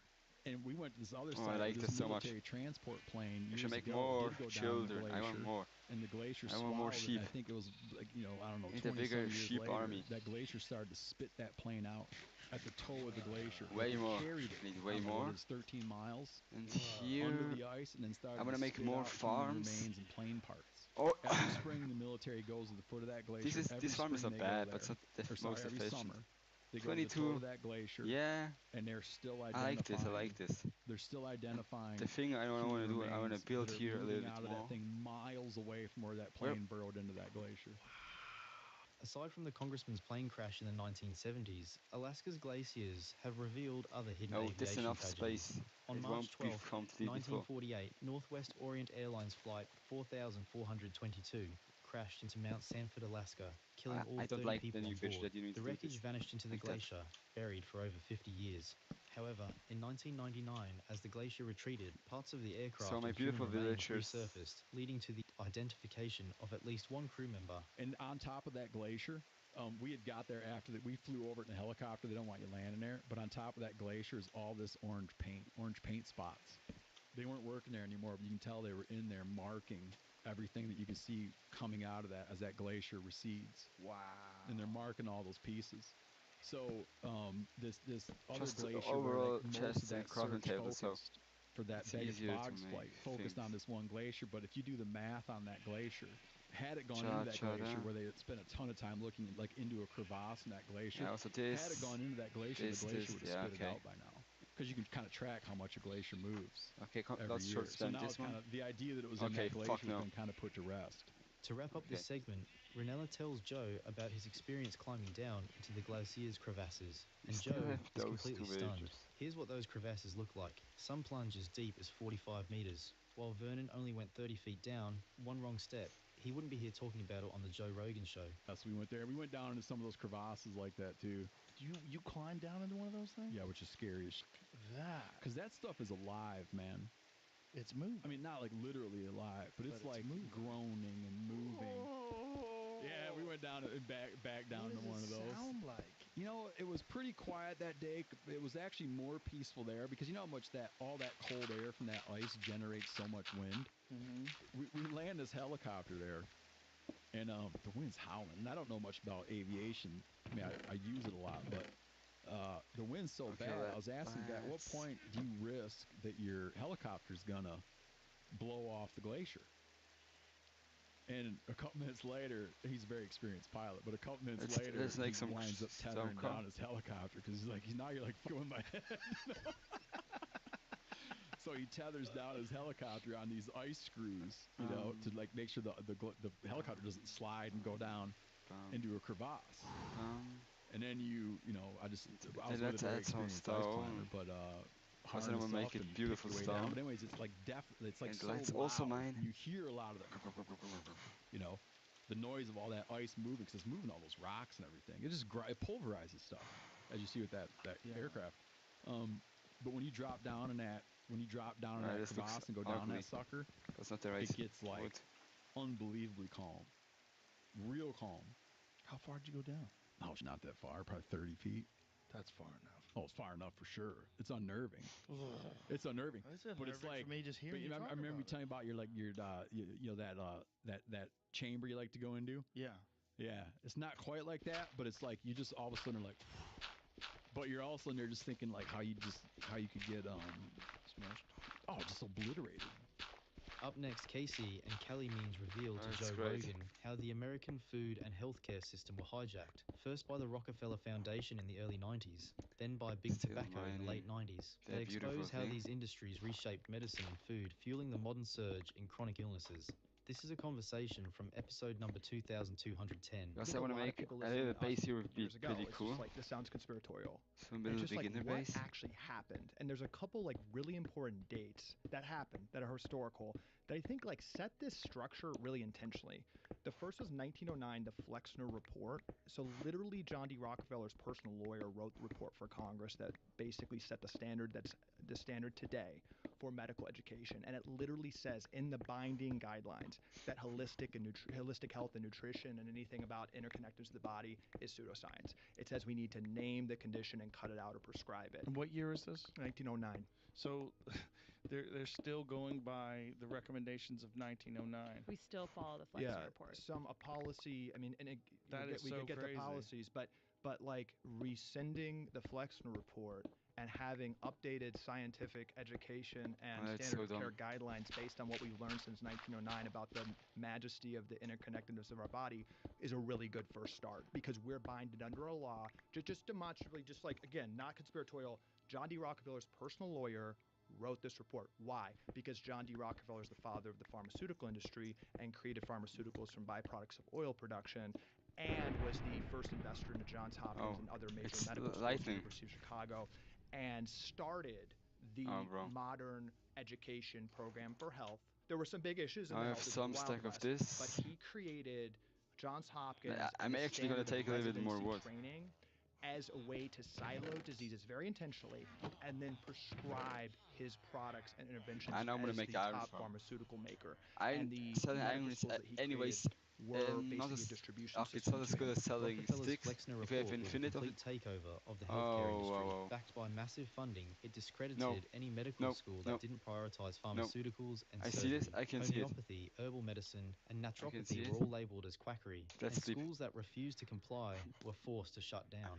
Just Rockefeller because I also don't saw see a rain massive doesn't mean there opportunity in isn't rain. synthetic petroleum-based drugs, and Yeah, since now at the you're done, time, buddy. his oil empire, Standard Oil, was still intact. He funneled money into medical research, but only for treatments he could patent. And just like that, he transformed medicine into a billion-dollar industry. Healing was no longer the priority. Keeping people sick became the most profitable business in the world. up until World War II, around that time, the 1950s, 1960s, I would argue almost any medical miracle you can think of or any listener can think of was created before that time. You know, it's all acute situations, emergency surgical procedures, sanitation procedures, antibiotics to make an infection not deadly. Almost every medical miracle we can think of was something that was going to kill you right away, infectious disease, and then you take the pill or take the treatment for a finite period of time and you stop it, or do the surgery quickly and you're cured. Those are medical miracles, and we had a lot of good things happen up until World War II. Very intentionally, the medical industry saw the birth control pill in the late 1950s, 1960s. And the birth control pill was the first pill in world history that people took for longer than a couple weeks. It was the first pill ever that is like, oh, interesting. You can actually convince someone to take a pill for years, for almost most of their life. Recurring revenue. And there was a huge emphasis of the medical industry to take the trust engendered up until 1960. RFK talks about this. We didn't spend money on chronic disease management. All medicine was acute issues. Chronic disease, diabetes, obesity, that was outside the doctor's office. They saw that you could medicalize chronic conditions. Today, 90 to 95% of spending is on chronic conditions. As the interview continues, Kelly dives into America's addiction to junk food, exposing how big tobacco rigged the food industry. He explains that cigarette companies were once among the biggest corporations in the world, but when smoking faced major restrictions, they shifted their focus straight into food. By the 1990s, some of the largest corporate mergers in history saw cigarette giants like Philip Morris and R.J. Reynolds acquiring major food brands like Nabisco, Kraft, and US Foods, reshaping the American diet forever. These companies manipulated science, took control of trusted institutions, and marketed ultra-processed addictive food as healthy. The result? An astronomical rise in chronic illnesses. Then what happened to food? Chronic disease wasn't that big of a deal in the 1970s, 1980s. That's great.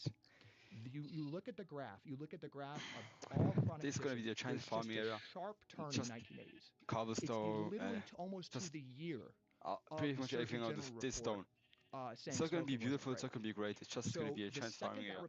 This is going to be also a farming area, but the more beautiful farming area with like sandstone. But I personally just find it giant. Cigarette companies, dopamine is a really good thing to sell, which the tech companies do now. Near me, a giant. And they use their cash piles. And by 1990, the three largest M&A deals in American history, in world history, were cigarette companies buying food companies. So you had Nabisco bought by R.J. Reynolds, you had Kraft and U.S. Food and you see those graphs of all the food companies owned by like a couple companies. That was the cigarette companies, and they did two things very Problems you have no intentionally. desert near here. They took over the institutions of trust to say ultra-processed food was healthy, and then they took their scientists and rigged the food itself to make it more addictive. Not to kill kids, but to make it more addictive. So you had that literal food pyramid, which said ultra-processed food is great, low-fat, carbs, base the pyramid. That was constructed the nearest desert is so far away. To promote their addictive products. And this weaponization of food, as I call it, it's not just like this conspiracy. Literally, the cigarette industry, those two companies, Philip Morris and R.J. Reynolds, were the two largest food producers in the United States. Like 50% of American food were created by cigarette companies in the 1990s. And they have got us addicted and weaponized this food, and all chronic conditions have just shot up. Up next, Joe Rogan and comedian radio personality Jim Norton discuss the bizarre discovery of a synagogue in New York City with hidden tunnels. What's even more shocking is that the Jewish students refused to leave the tunnels even after officials arrived. This is a conversation from episode number 2086. I don't know exactly what's happening. All I know now, is very short clips something that I found on the internet. beautiful. But the funniest thing is this one guy on Twitter that was saying a while back, I live on a ground floor apartment and I hear Jews underneath me. And everybody's like, you're out of your fucking mind. Yeah, that's anti-Semitic. Exactly. And now he's like, I told you I wasn't crazy. But this guy's just... But what are they doing? Like, I heard that they hired people to build like this tunnel, and they were hanging out, and like the people would live there for like 3 weeks. These like migrant workers were just digging this tunnel, and they stayed there for 3 weeks. But what's the purpose of it? I have no idea. I don't know anything. I just know that there's tunnels, and that there's this one video of this guy coming out of the sewer. So he lifts a manhole cover, comes out of the sewer, and then he's wandering around, this Hasidic Jewish guy, and everybody's like, what the fuck are you doing down there? Yeah, that's really bizarre. They wouldn't come out, too. The cops had to get them out. Like, they were like, we don't want to come out, and they were like, charged with disorderly conduct. I don't know. The whole world is just weird. For context, in January 2023, a secret tunnel was discovered beneath the Chabad Lubavitch headquarters at 770 Eastern Parkway in Brooklyn, New York. This unauthorized excavation, carried out by a group of Hasidic Jewish students, connected the main synagogue to a nearby unused mikveh, a sacred ritual bath. The students began digging the tunnel during the pandemic, aiming to expand the synagogue's sanctuary in line with the wishes of the late Rabbi Menachem Mendel Schneerson. Mendel advocated for the building's enlargement before his passing in 1994. Check out these images of the tunnels built by the students. I forget even how they discovered it. I think they were looking. Finally. It's probably that guy complaining. He probably heard something, and then maybe they saw somebody come out of the manhole cover, and somebody put two and two together. I have no idea what happened. Yeah, it's strange. But it's very bizarre. And then, of course, there's conspiracy theories, and what are they doing down there, and evil theories. They immediately want to pour concrete in it, which makes sense because it's probably not safe. It's not supporting the weight of the, of all the buildings above it. Yeah, you don't think of that when you move into an apartment building. This asshole might build a tunnel underneath and collapse the building on you. Imagine if you're on the ground floor and you're like, why does my floor have so much gear? Yeah. These assholes are building a sinkhole under my house. Yeah, I don't, but it's funny how, like, things are so crazy. Like, you read about something like that, and it doesn't even stand out that much. Like, we talk about it now, and then tomorrow will be some other weird shit. Right. Like, every day it's something weird. It's something crazy. Yeah. One YouTube commenter also reinforced Jim Norton's point, saying, "Dude, this whole story is crazy, and the fact that everyone is acting like it's just another day is wild." Joe reads an article from New York News detailing the NYPD's encounter with the Jewish students, which turned violent when they refused to leave the tunnels. For several hours, police pleaded with the young men to leave the entrance to the tunnel, according to the witnesses. After they refused, the officers covered the area with a wire curtain and entered the dusty crevasse with zip ties to detain the protesters. When they took the first person out with zip ties, that's when the outburst happened. Baruch Dahan, a 21-year-old study of the synagogue who videotaped the congregants fighting. Almost everyone was against what they did. Shouldn't spawn as soon in as here. people saw the handcuffs, there was confusion and Then it could be footage a posted half to block social between media us. shows scores of onlookers, mostly young men, I jeering could at also the write. NYPD's community You affairs can also raise it officers. half a block, Some a block lifted wooden farther, desks into the and then air, make the sending prayer books scattering. In response, the officer appeared to deploy an irritating spray to disperse the group. and then make So how did a they half find block out about under there. I don't know, but even after hearing that, I still know nothing about what they were doing or why. I think they're just starting to try to figure the it out. top of the. Officials so and locals I'm said young gonna men make in the slab community line. recently built the passage to the So it's sanctuary 2.5 in block tall. secret. When the group's leaders tried to seal it off on Monday, they staged a protest that turned violent as police moved in to make arrests. How long does it take to make a tunnel? I'm assuming a couple years if it went that far. It all depends entirely on what's down there already. Were they putting dirt in their pockets like Shawshank? That's what they said they were doing. They had like dirt in their pockets. I saw that as a joke. I don't know if it was real. Oh boy.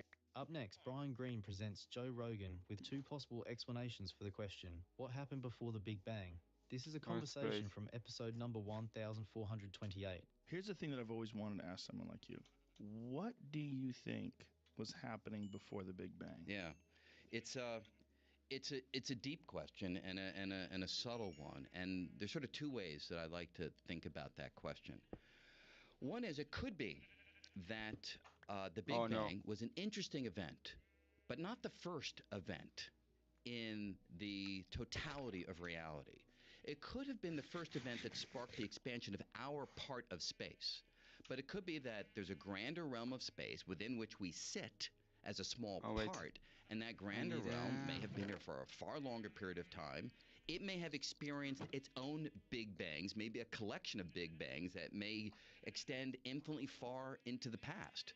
So it could be that the answer to the question of what happened before the Big Bang is a lot of other Big Bangs or a lot of other quantum events that were taking place in a larger landscape of reality than we have direct access to.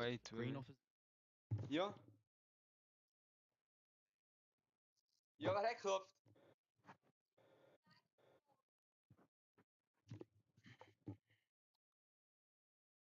The Big Bang may have been the very moment time itself began, making the concept of before meaningless. However, another answer is that the very question may not make as much sense as the words seem to suggest, We know how to parse that sentence. We know what it means to So, talk yeah. about the moment before the Big Bang because we know how to talk about the moment before your birth or the moment before the Civil War or the moment before any event that happened in the world. We fully understand the meaning of that kind of sentence. But it could be that when it comes to the Big Bang, the sentence actually doesn't mean anything. It could be that the Big Bang was the place where time itself started. And Hawking himself had a wonderful analogy to get this across. He said, look, I'll dress it up a little bit. Imagine you're walking on planet Earth and you pass by someone and you say, hey,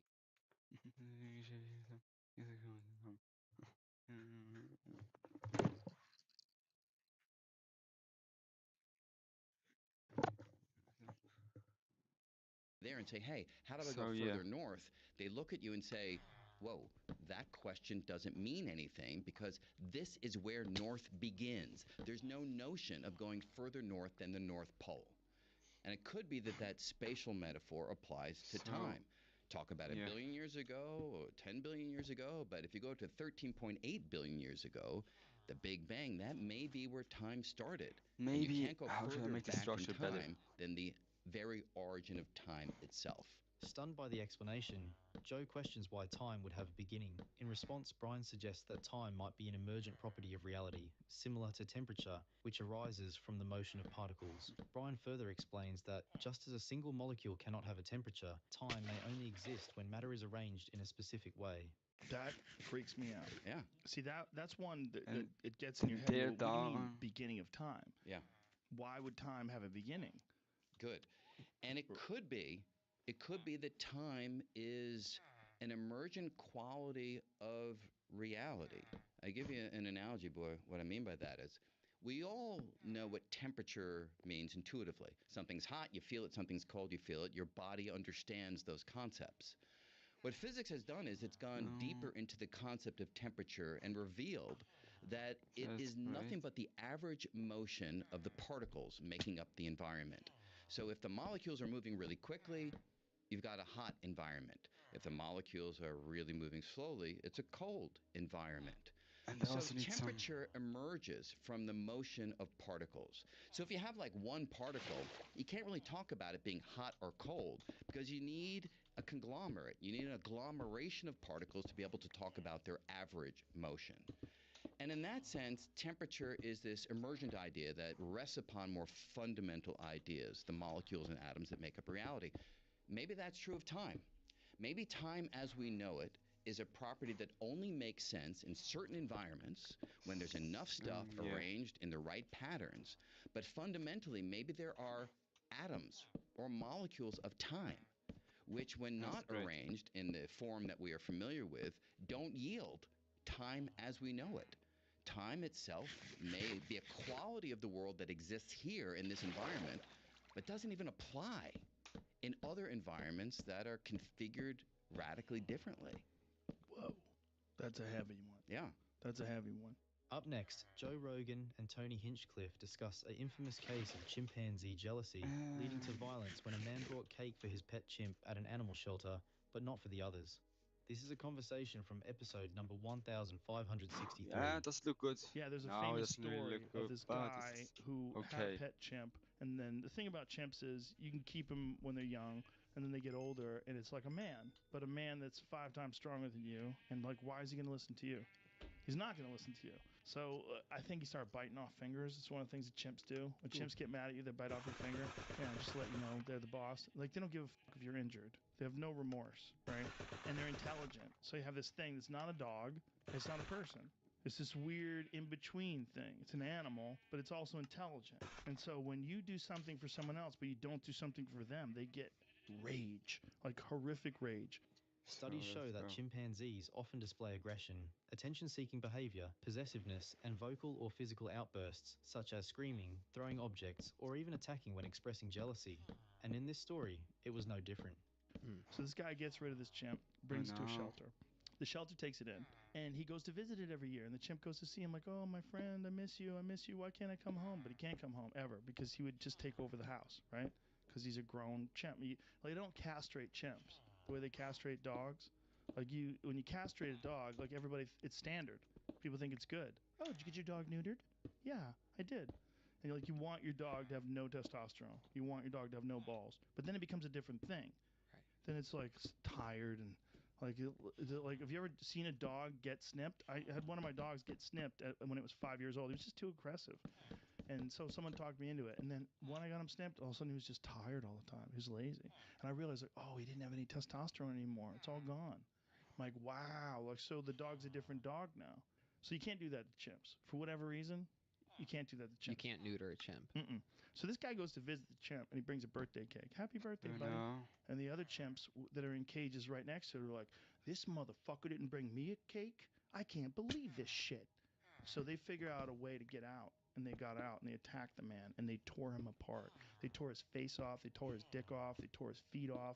They bit his fingers off. It's one of the most horrific, cruel attacks you'll ever hear of. For context, in 2005, St. James and LaDonna Davis visited the Animal Haven Ranch in California to celebrate the 39th birthday of their former pet chimpanzee, that's great. Mo.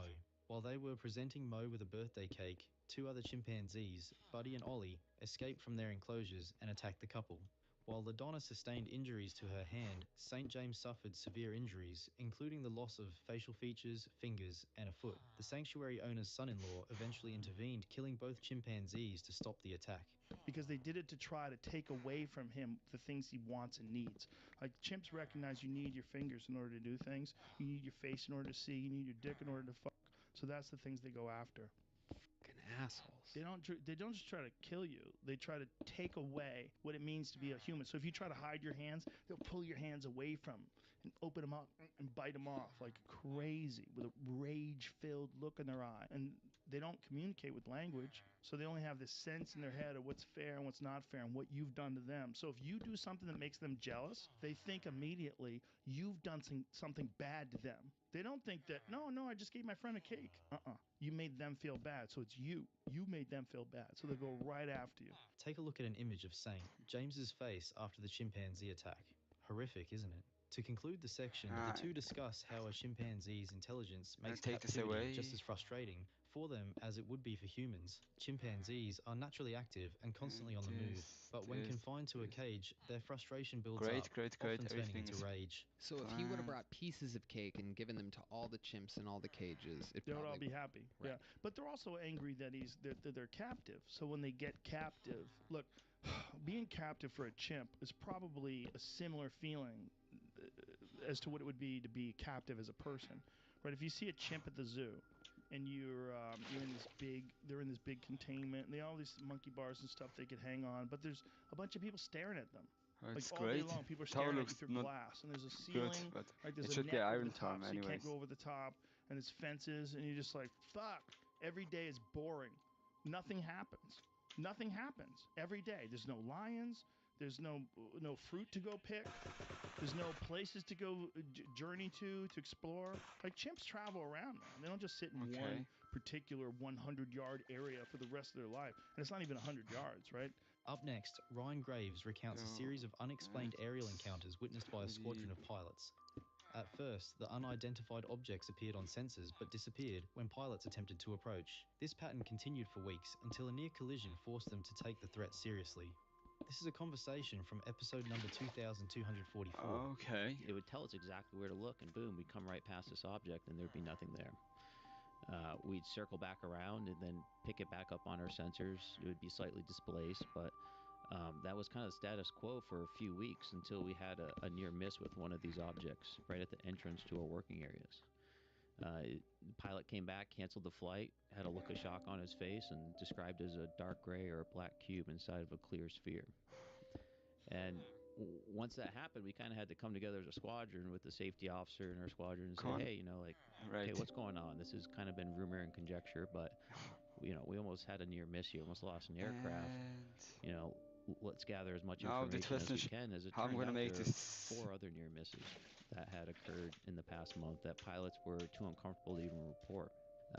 And that really kind of kicked off the seriousness of this issue for us. And we started filing paperwork, great. safety reports, and hoping and expecting that this would Who get wants to resolved make in some children? way Let's as, go, let's go, you know, let's go. The proper people, whoever that was. We need more, we need more. Got these reports and they could more, mitigate it in some more. way. But that never And no- happened, at least from our perspective. So we essentially Good treat them found everyone. as safety issues. We would avoid them. We wouldn't fly close to them. And then in 2015, we left to let's make this. go do what's called a pre-deployment workup cycle aboard the USS Theodore Roosevelt.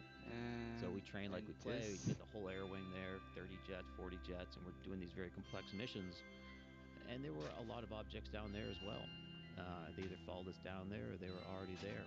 Joe asks if the pilots had visual sightings of the unidentified these objects. off. Ryan confirms they did and It's reveals my that way during the for pre-deployment it to have training cycle, they recorded what later became the gimbal and go fast videos. He explains that due to multiple near misses while trying to capture footage, they almost cancelled the entire training exercise, and while the video was documented internally, it later gained public attention after being exposed in a 2017 New York Times article. Was there a lot of visual sightings of these objects, or is it just equipment? It's a lot of visual sightings. Was it the same sort of thing, a circle with a square inside of it? Or solid spheres, some elongated spheres, kind of more tic-tac shape, if you will. And during that workup cycle, that's when we recorded what's now known as the gimbal and go fast video. And they almost had to shut that entire exercise down because there were multiple near misses while we were trying to do this. And this is a big deal. If they cancel that training mission, that means the people that are deployed essentially have to be there longer. They have to wait longer. So there's a lot of downstream effects. So pretty big deal to even consider canceling a training our training mission like this. So again, we filed it up. We didn't know what else to do with it, and we went back to our training, left on deployment. In 2017, a New York Times article came out. I was now an instructor pilot in Mississippi, and for the Navy still. And on front page of New York Times, lo and behold, there are the gimbal and the go fast with the pilot's audio on there that we've heard now. And I'm like, holy, this is still going on. Massive deja vu, as you might imagine. And I saw that as like a cry for help, essentially. That these videos have now been somewhat smuggled out. They're on the front page of New York Times. And take a look at the gimbal and go fast video. The wind's 120 knots from the west. The whole thing, dude. So. Joe asks how they were leaked, and Ryan explains that the leaks were partly linked to Lou Elizondo, a former US counterintelligence employee, and Chris Mellon, an American politician. As the conversation continues, they analyze the gimbal video and the technical challenges the pilot faced while trying to lock onto the object. Joe questions why the lock-on failed. Ryan suggests that background clutter near the ocean may have confused the sensors, though it remains an open question. Do we know how the gimbal or the Go Fast videos got leaked? My understanding is that work was done partially with Lou Elizondo and Chris Mellon. So there was 2 videos that were attached, right? So when you record in the jet, it records 2 screens. It records... Can we show show those videos? So it records these 2 screens, right? And the bottom screen is like a God's eye view with all your radar data. And the right one is your FLIR system.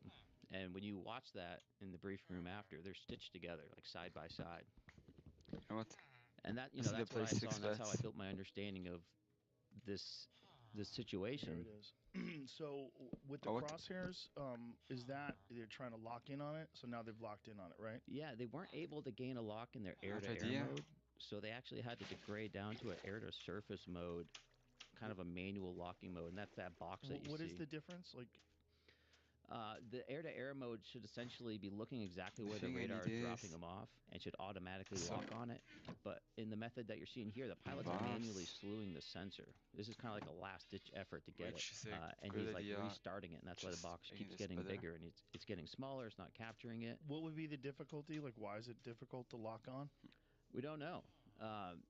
One theory is that it's because it's relatively close to the ground, and there's a lot of background, right, to confuse the sensor. But it's how far off the ocean is this supposed to be? It's somewhere around 10,000 feet or so. So it's really not that close. So it's really not a great explanation. Joe asks about the size, speed, and characteristics of the object.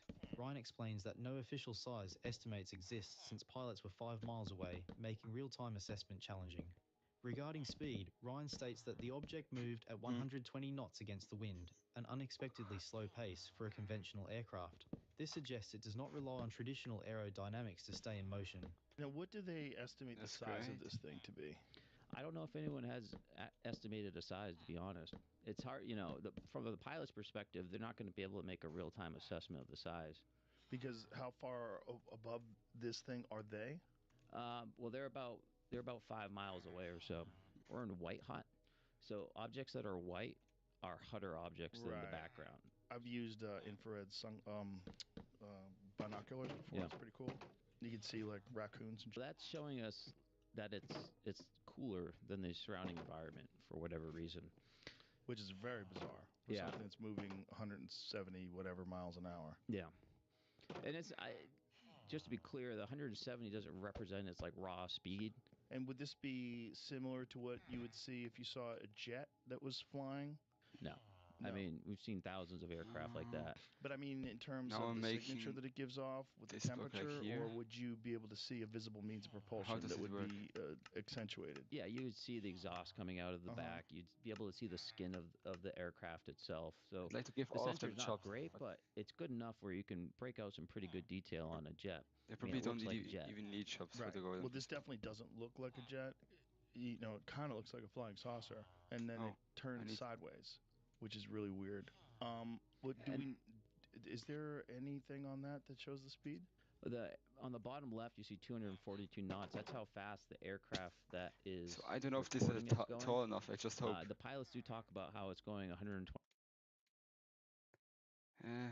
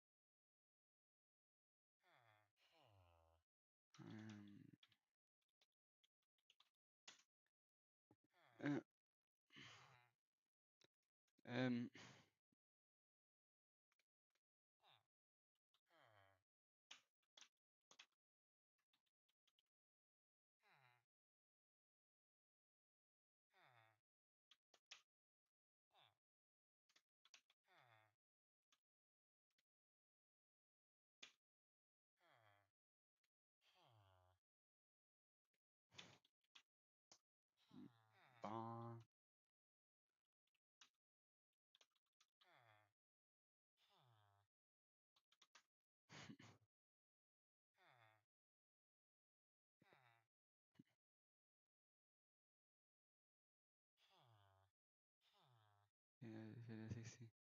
What's in the range? 8.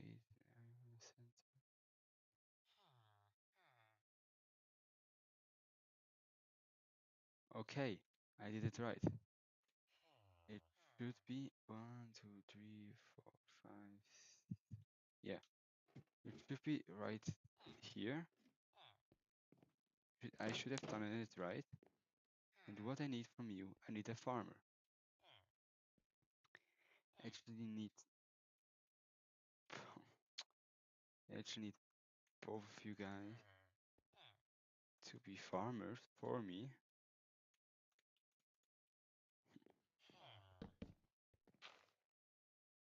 Wrong thing. I don't want this.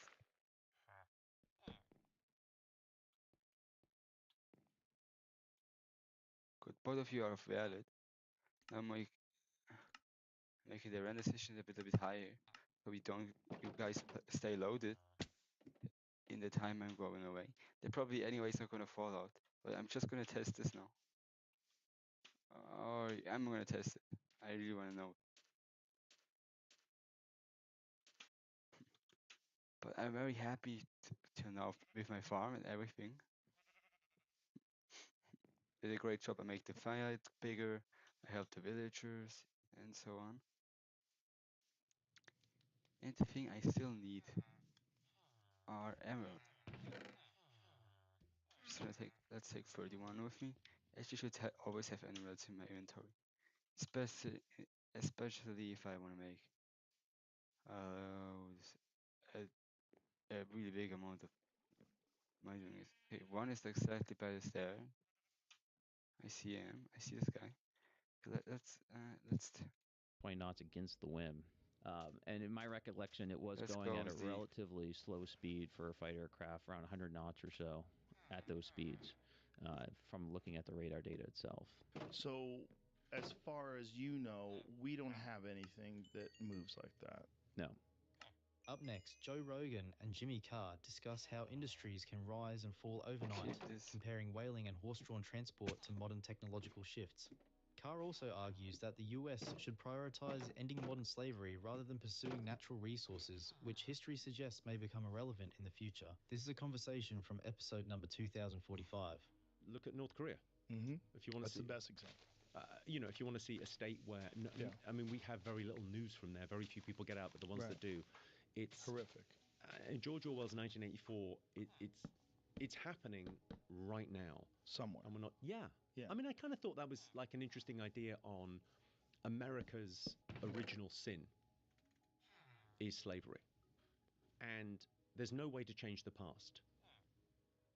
But one thing you could do, if you can't work out reparations, and people don't seem to be able to work out what to do with that, but one thing you could do is make America's foreign policy, why don't we just stop slavery? Who couldn't get behind that? Right. Globally, to say, well, just, you've got an incredible military. That's great. Mm-hmm. There's injustice going on in the world. That idea of being the world's policeman, I don't know. I mean, freeing slaves, who could disagree with that? Well, who's putting up a case against it? The problem is that you're addressing the way the United States interfaces with the world as if we're just trying to do overall good. That's not really what happens with this whole empire building thing. It's what's really going on is controlling resources and coming up with some reason that you have to intervene in order to acquire these resources or control these resources or protect your resources. Jimmy challenges Joe's point, arguing that the US should focus its effort on freeing slaves and addressing global injustices over oil conquest. He then illustrates how industries once considered essential can disappear overnight due to technological advancements. You know what I think that is? Short money. Mm-hmm. Short money, because what's a resource? There's things that are resources now that won't be in 20 years. You know what the biggest industry in the world was in 1903? Beavers. Very close. I'll give you I'll pass you. I'll give you a C. Whaling was the biggest industry in the world in 1903, and whaling disappeared overnight. Like in a year and a half, it was gone. Those towns were just emptied because the whale oil wasn't required anymore. Because suddenly we discovered petrochemicals. Petrochemicals was really the thing. Yeah, the whale oil, electricity, Edison, all of that stuff for Tesla. It's really interesting how that industry just went away. It's like the story of horse manure in New York City. You know this? No. So horse manure, you know why the brownstones have got steps up to the front door? You ever wondered about that? Why is the ground floor not on the ground floor? Why is it up steps? Why? Horseshit. Really? There was horseshit everywhere. They've always got those metal scrapers by the side. To get the horseshit off. You know the old movies, they always talk about smelling salts. There's a lot of references to smelling salts. Yeah, the smell was horrific. If a horse died in the street, you had to wait for it to atrophy to cut it up and take it away. New York was the sound. Cobbled streets, metal wheels on the carts. Horses everywhere. So they made a law to say, right, horses, we're going to put a tax on them. Didn't change anything. Made another law the next year. We're doubling the taxes. Right, we're going to do a thing with, we're going to say, if you have a horse, then you have to do this, you have to do that, whatever it was. Kept on. And what stopped it? Henry Ford. Cars came along, all gone. There's 5 of them left in Central Park. Right. All gone in no time.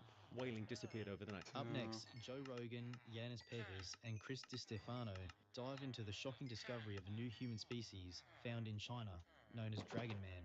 This is a conversation from episode number 2249. I saw a thing that said, like, hunter-gatherers, their bodies, not only the flexibility they had is unmatched, but they actually had bigger brains. You ever see this, that they actually think that they were smarter than us? They had bigger heads and bigger brains? Well, they probably got to process a lot of things. It's like, what is smart? Is it smart to just be able to use ChatGPT and find answers to things, or is it smart to have to figure stuff out about nature to stay alive? Right. You know, there's different kinds of intelligence. If you take like the smartest guy ever and you let him loose in the Amazon, how long is he going to live? He's not going to live very long. Stephen Hawking's not going to make it. Hunter-gatherers generally had larger brains compared to later human populations as the demands of their lifestyle. Let's go full diamond again. Strategies how do you look? Do you look strong? Evolution of larger brain capacity. But I still don't have a diamond sword. Expensive tissue hypothesis. I should make one. Interesting. Which suggests that a diet rich in meat allowed for the energy expenditure needed to maintain a larger brain. Did you see those, they found a new population of humans that existed as Still recently here with a lot of wood. as Still probably I think enough for 100,000 years ago. two. But they right. found them in China, and they have much larger heads. Really? Right. Yeah, they found out. the Like, right they head. thought they were Denisovans, I think, at one point in time, which also is fairly new discovery. They found Denisovans in 2010. But this is another one. This is another new species of human being that they studied. That they Way. found, rather. And they had large heads. This. The Denisovans were an Nah, I'm ancient human just in species here closely somewhere. related to Neanderthals and modern humans. They lived in Asia and interbred with both groups, leaving traces of their DNA in some modern populations. Their existence was first confirmed in 2010 when scientists analysed a finger bone found in Denisova Cave, Siberia. They lived between 50,000 to 200,000 years ago and had large skulls and robust features similar to Neanderthals. Now, scientists have identified a new species of ancient humans in China known as Dragon Man. Here's an image of what they may have looked like. That's Now it's going to bad Newly bomb, complete but skull it could discovered in China probably in live that. 1930 is the basis for the proposed new human species, Homo longi. That's it. Known as Dragon Man. Skulls found in 33 Shanghua River in Harbin, China, where a bridge was being built. That's Okay, great. the skull is a combination of ancient and modern features, including a large brain similar to modern humans and Neanderthals, a low forehead. I don't know if this is it. But how do they know that these are? Couldn't it just be like a weird-looking kid? Like if me and Giannis were laying down, you found our skeletons, you would think we might be different types of species. I mean, he's got a peanut head and I have a head like a Cro-Magnon. Good point, right? If Yeah. you found Shaq buried right next to Bridget the Midget. It could just be different people. Yeah. That is. Good point. To close the segment, Joe questions why humans survived while other ancient species went extinct. Yanis suggests that domesticating dogs and our strong survival instincts may have played a key role in our survival. But they keep finding these new versions of humans. Right. So it's like, how many of them were there, and why did we succeed? Like, what was so great about? I think we were most vicious, right? And we just killed off the other ones. Dogs. You think Has to dogs? Dogs. That's the answer. I know, dude. Yeah. You're I mean, 100% positive. my street smart says it. Science says it. Like it's nascent. You know, in the understanding of So how, eat but it's my pretty children. solid that Not my that's what eat gave us my workers. the edge. That we domesticated dogs. We teamed up with dogs and we had a symbiotic relationship, and we were able to protect ourselves better. Up next, Joe Rogan listens to and questions Annie Jacobson's revelations about the origins of Area 51. She claims the first so-called aliens were not extraterrestrial beings, but humans surgically altered to look like aliens, raising questions about the mystery surrounding the secretive base. This is a conversation from episode number 1299. What do you think? So Area 51 was this secret test base where the CIA was running spy planes. I still don't know how right? it really So works. interestingly, my new book is about ground branch, guys on the ground. That's about air branch, what we were doing in the air. And it was this idea that we should spy on the enemy, okay?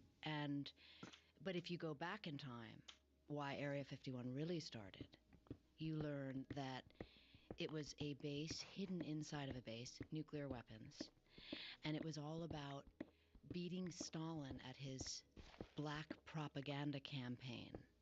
This I write in the book. To hoax Americans in a War of the Worlds type scenario, whereby little men who looked like aliens would get out of an aircraft and the government would go crazy about it. And then Stalin would say, look, not only do we have technology better than you, but we have a better propaganda department than you. Really? Jacobson discusses the 1974 Roswell UFO incident, clarifying that while the alleged craft was originally reported to have been taken to Wright-Patterson Air Force Base, a source in her book claims it was actually delivered to Area 51 in 1951, which was how the base got its I want to name. make it better. She further reveals that inside the pickaxe. craft were not aliens, but surgically F2 is altered not humans, good. allegedly part of a Soviet plan by Stalin to manipulate President Truman during the Cold War nuclear arms race. Because a lot of people want to believe that there were aliens in that craft. And my source, who I write about in the book, told me otherwise, that they were genetically, that they were... Let me stop you right there, because when you say that craft, what you mean is the supposed UFO wreckage that crashed in Roswell, New Mexico in 1947. That's what you mean, right? Yes. But that was never supposedly taken to Area 51. It was supposed to be taken to Wright-Patterson Air Force Base. The legend has it that Truman flew there to meet them, and right? That's Go away. Yeah. So in my book, I interview a man who worked for the Atomic Energy Commission, who tells a different story. Tells the story of receiving that craft at Area 51 in 1951, which is why the base is called Area 51. Oh. And that inside the where's craft this were guy? humans who had been altered, surgically altered to look like aliens, in a plan for Stalin to sort of twist Truman's arm, because at that time, we had the atomic bomb. When Roswell happened, we had the atomic bomb, and the Soviets did not.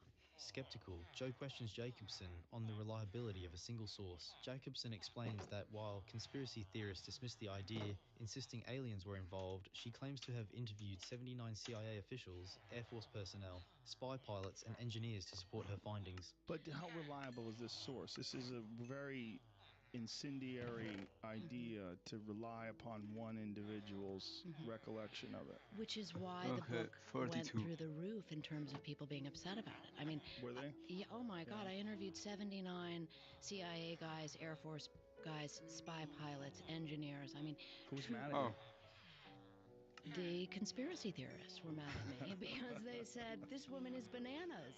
They were aliens. Well, even if they weren't aliens, right?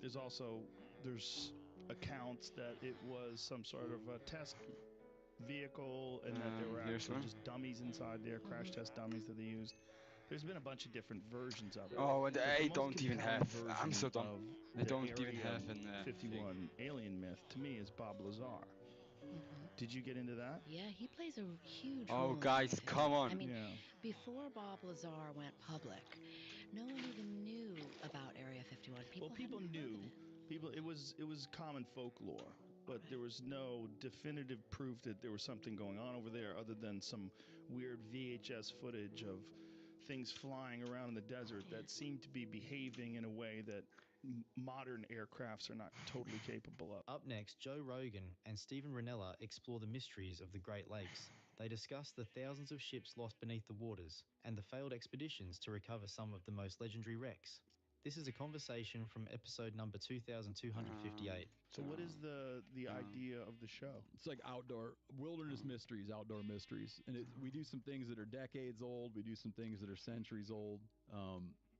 When I was, for instance, when I was growing up in the Great Lakes region, there's the first ship they ever built on the Great Lakes is called the Griffin, and no one's ever found that ship. That ship went missing in the Great Lakes, and people are still trying to hunt for that ship.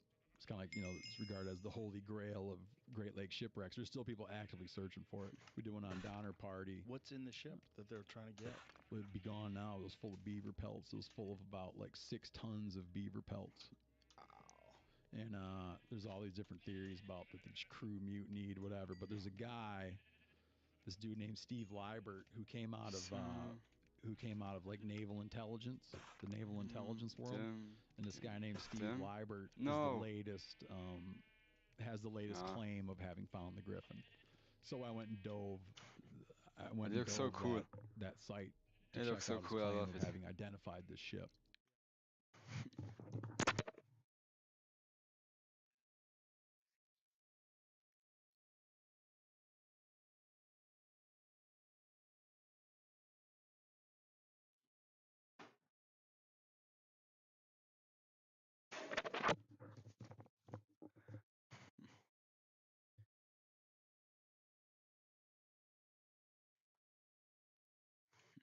Yeah, it's great.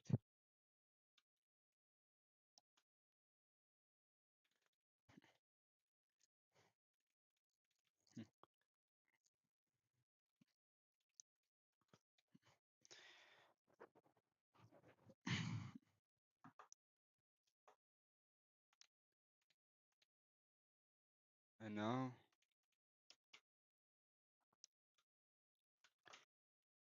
I'm gonna see. I need to see some things before I can get active.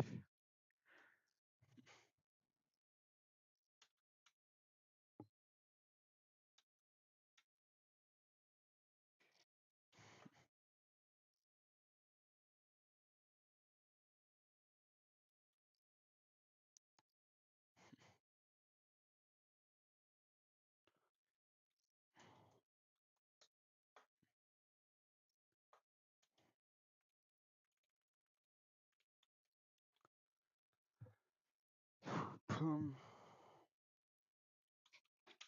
Great. Oh, I know.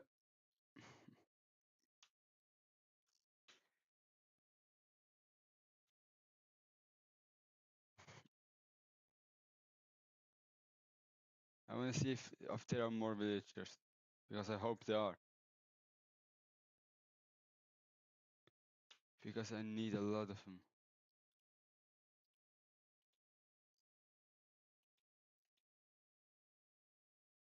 No.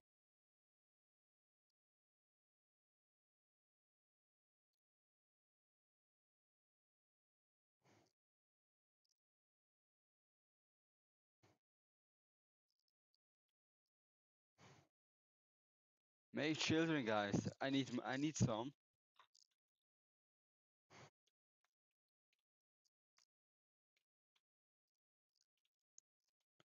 Just one.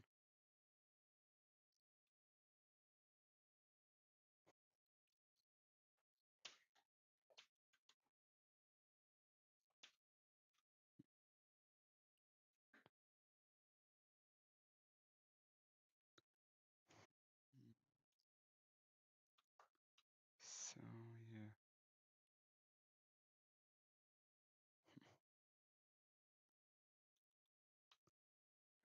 So I wanna.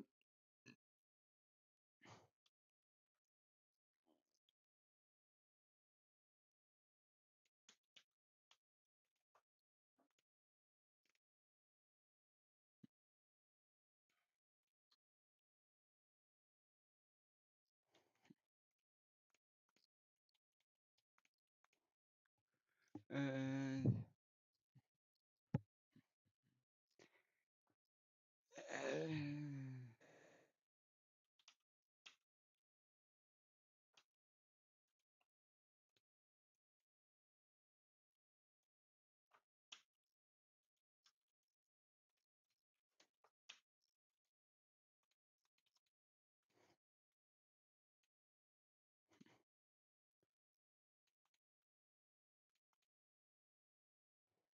all right. Mhm.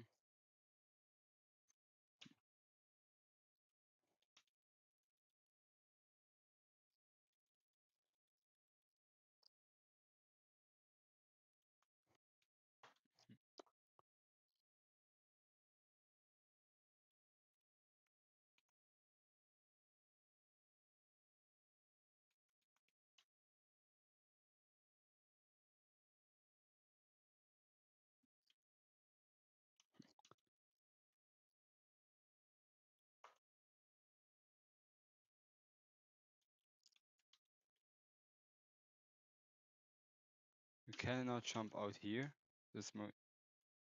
That's great.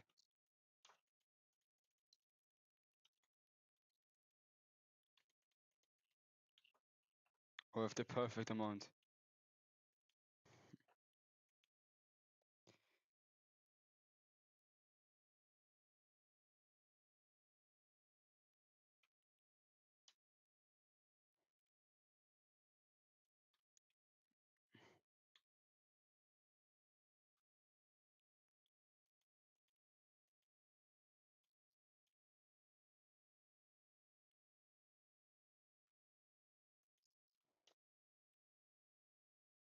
That's good.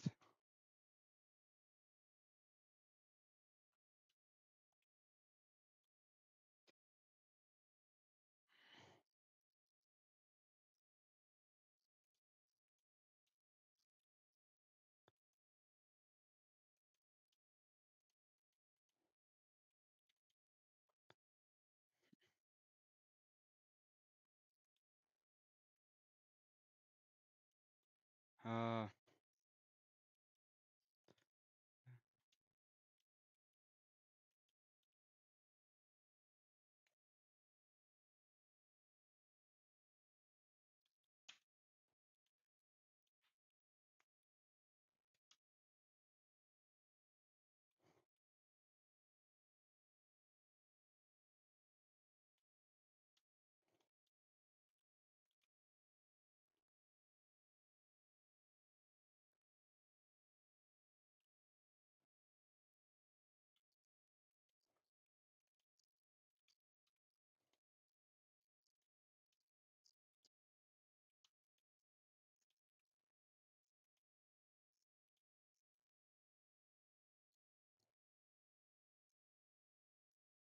No, wait.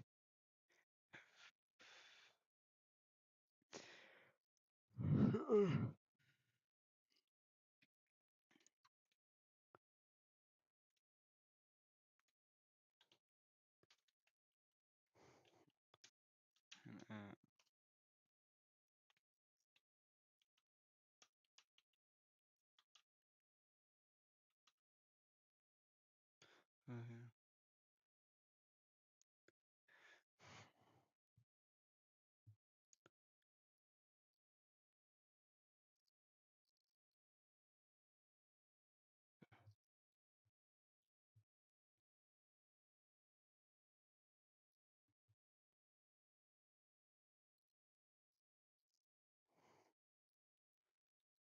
Um, can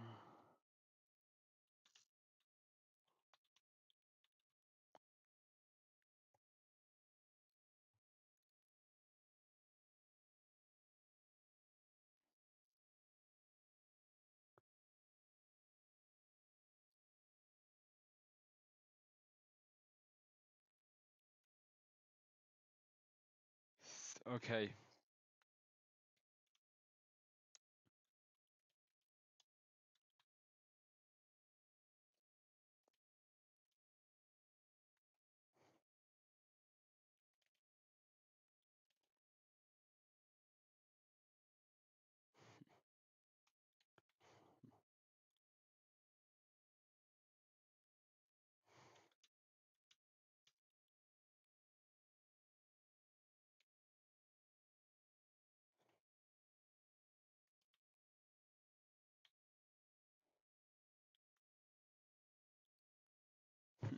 Mm.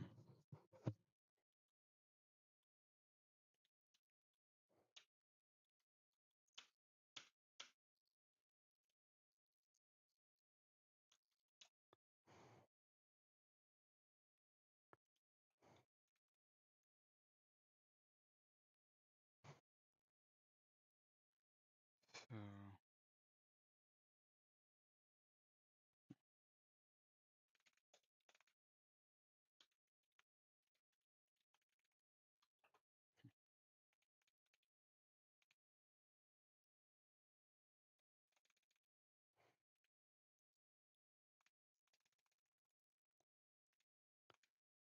so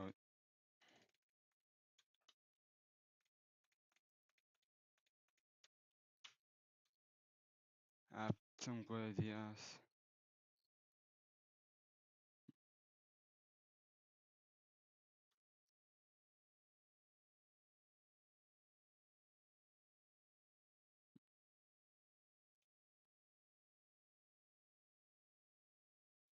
Wait.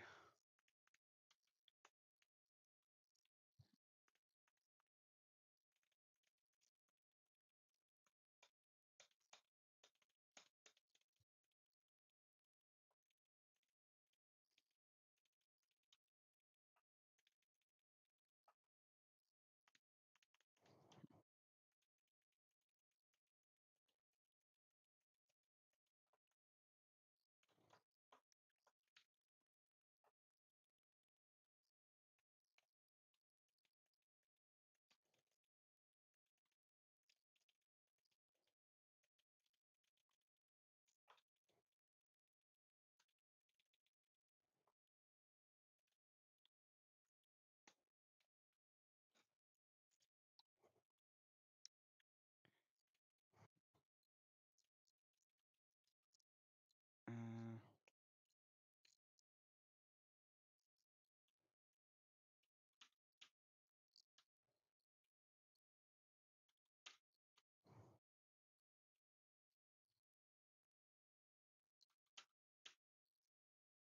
so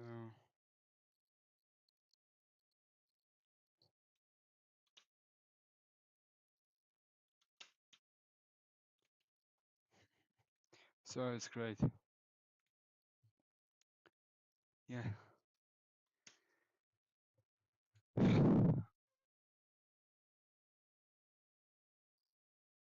Yes, I'm building iron golem farm. Yeah. Uh, that's great.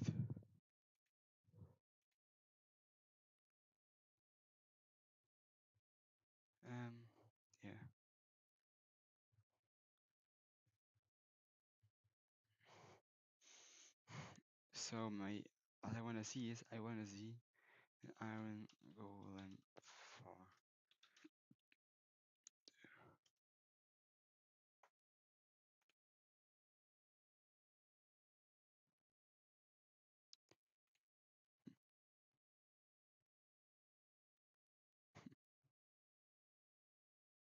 Oh, what's the good temple iron farm?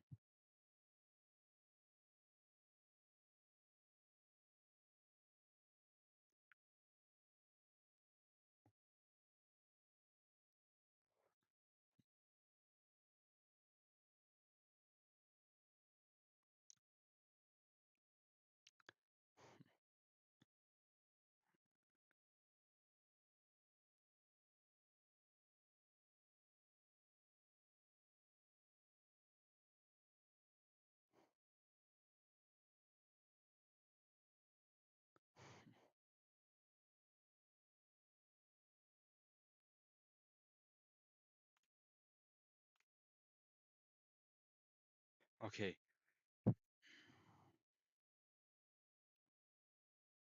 The thing I need for this is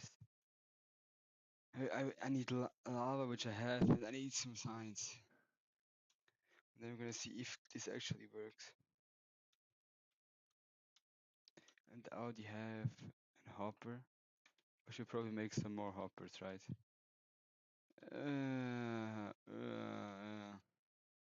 I can make more hoppers. Probably like 4 hoppers would be great.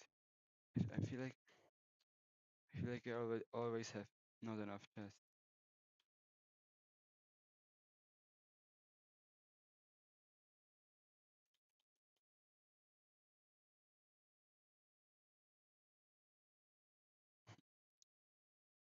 And yeah, that's one thing I need.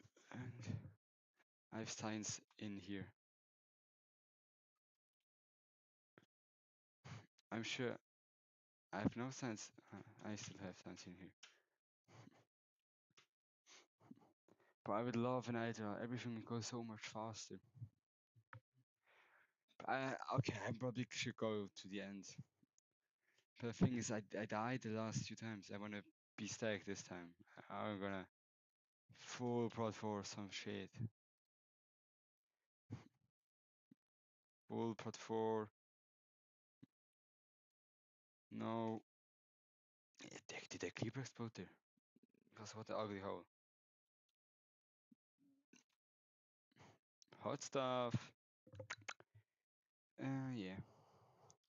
Let's go back to.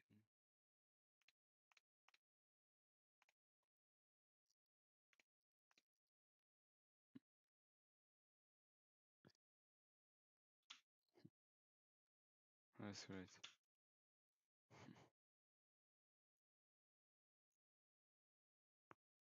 Oh god.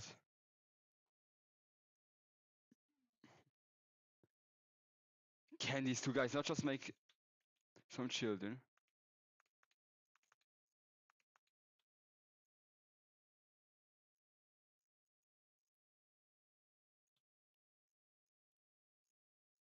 Oh, let's go. Finally.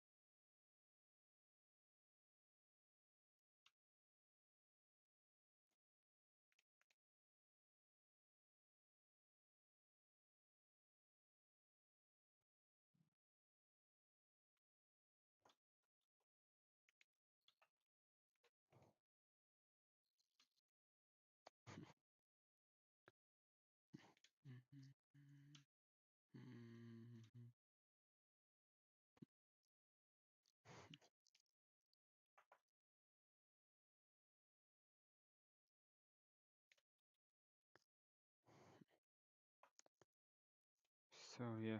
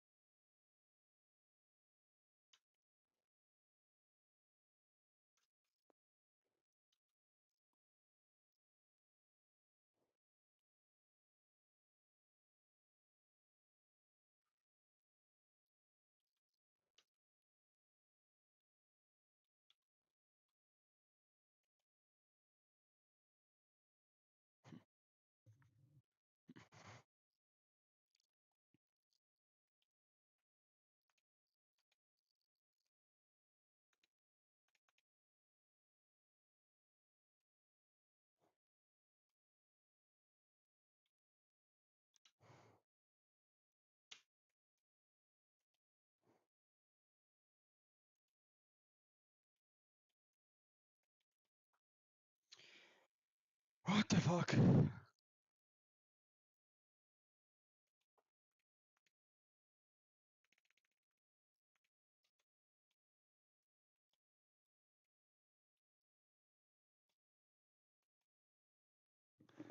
I don't know why they're not making children, but it's really annoying me. Make children. Or are these slaps?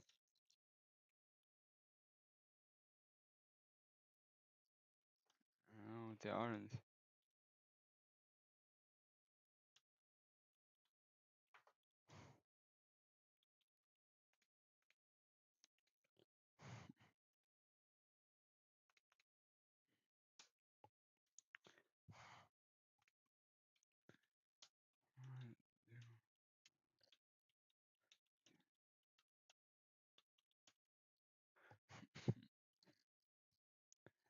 Two.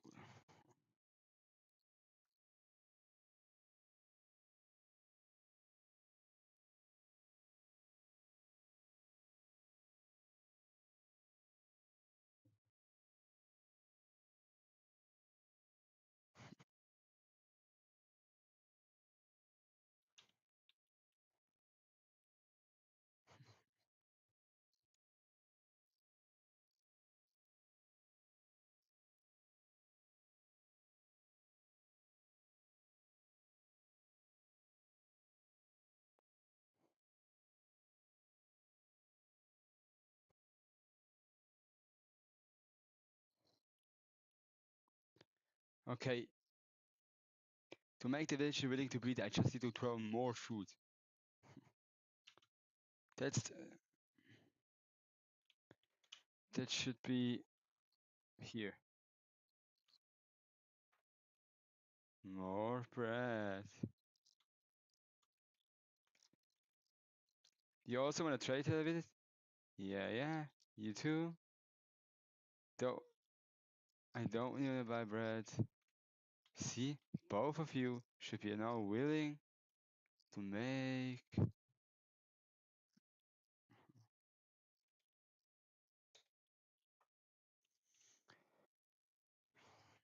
Okay.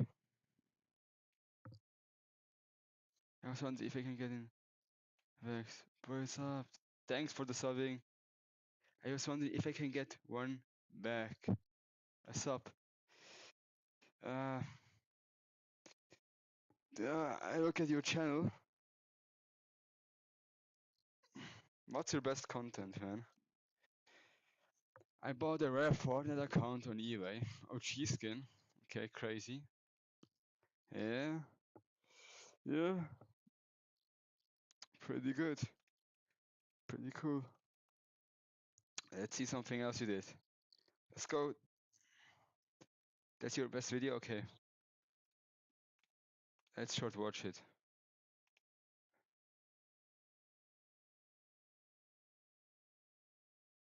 Okay. Your shorts.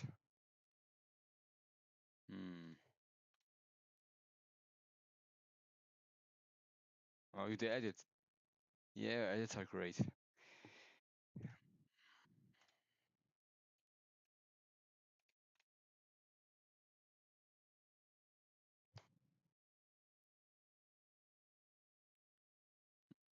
So.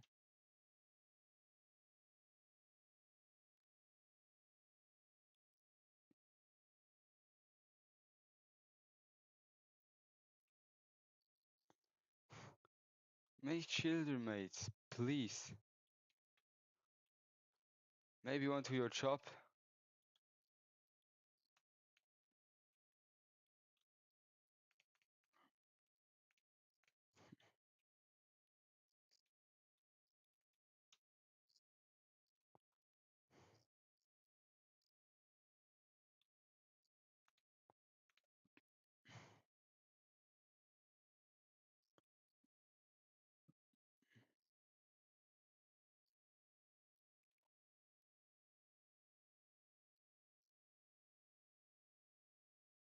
You should really make children now. It doesn't make even sense. Make children.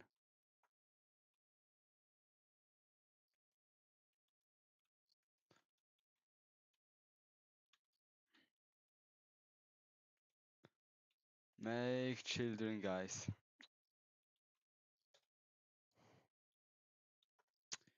Oh, this annoys me so much.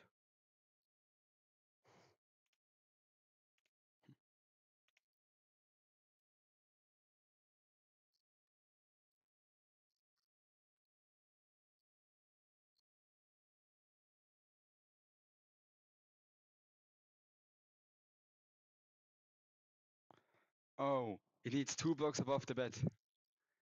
Okay. Something I didn't know too.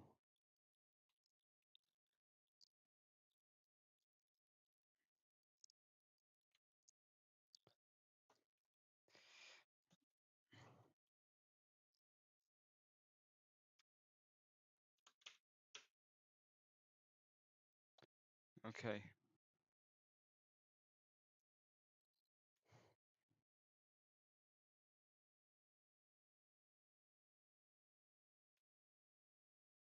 Okay.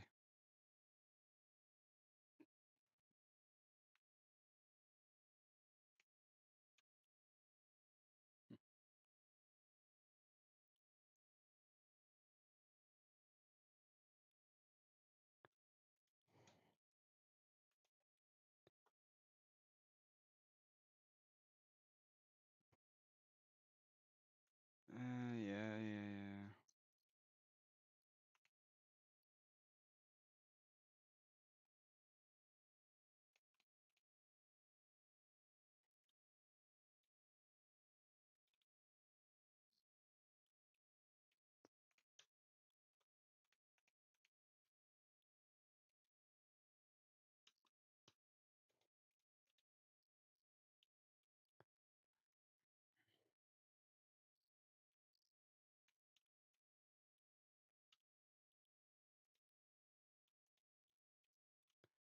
Oh, it's so annoying. I to build there.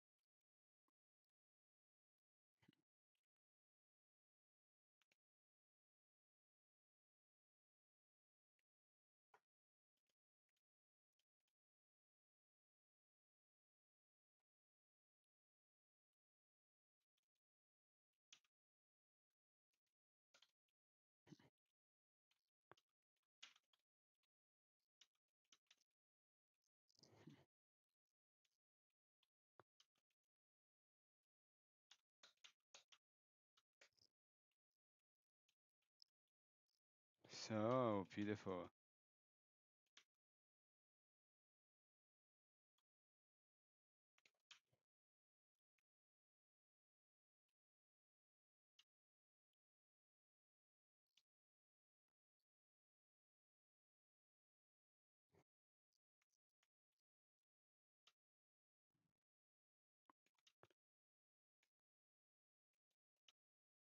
Huh? Oh, I did not know that.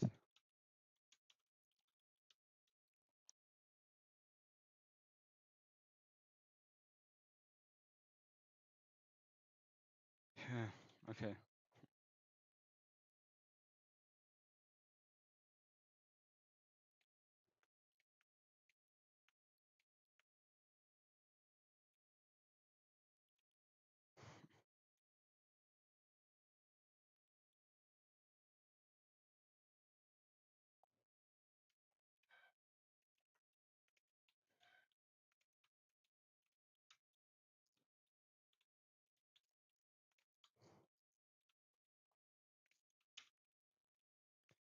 So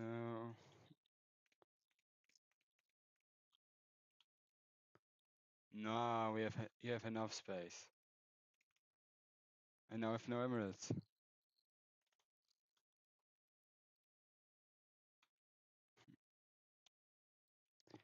Now it also looks very good.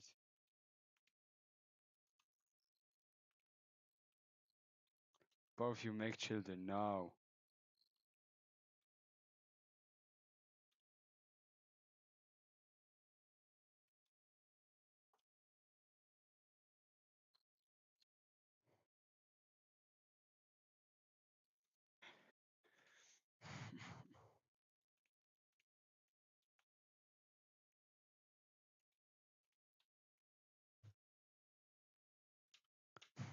Hmm.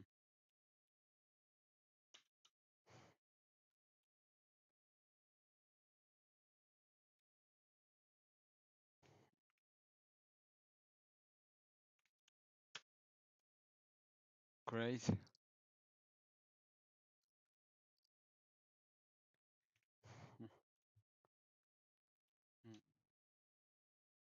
Let's go.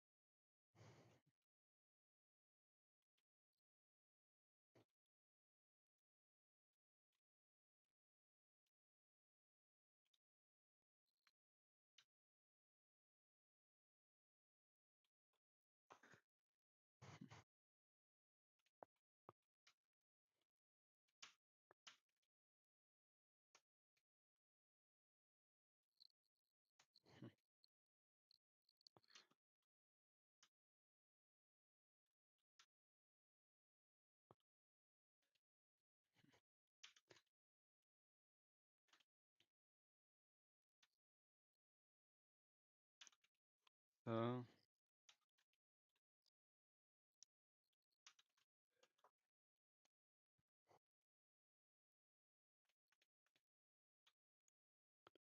that's great.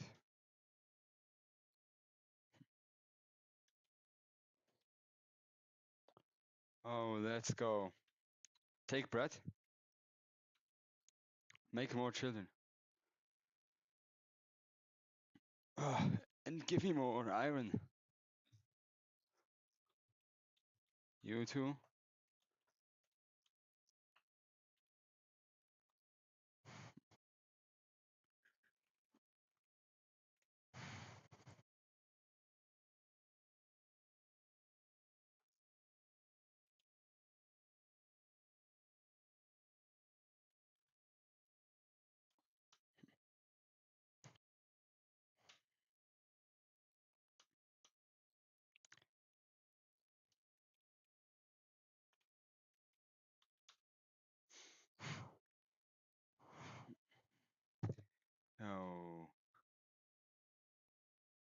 crazy.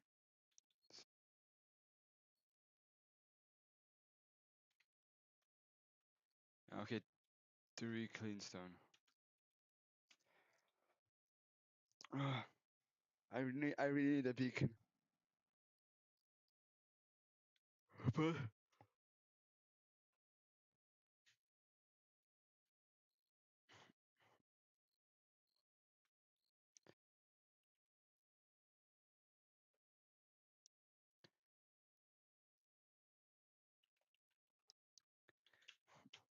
But I'm not in the mood to mine all of this because I want to work this farm working.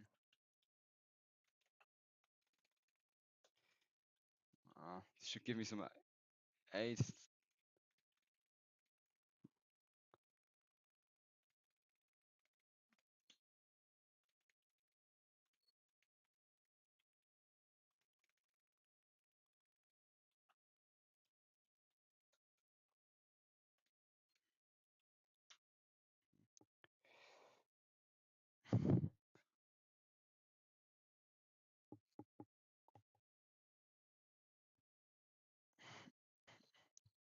So yeah, great.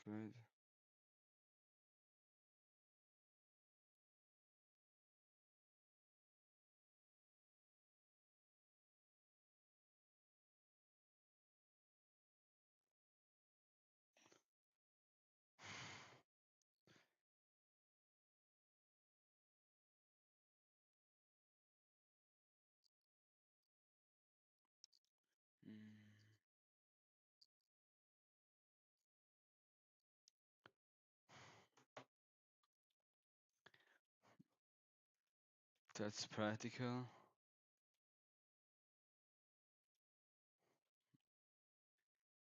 And I'm going back over.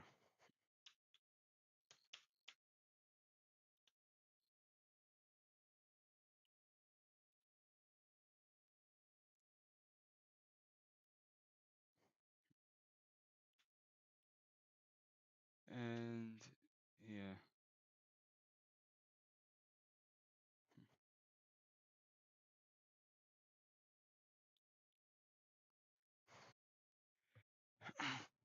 I would love to copy this tower all around the whole village, maybe a little bit more protective.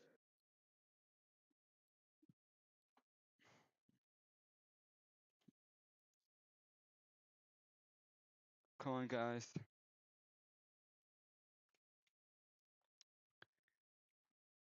Guys, I need more.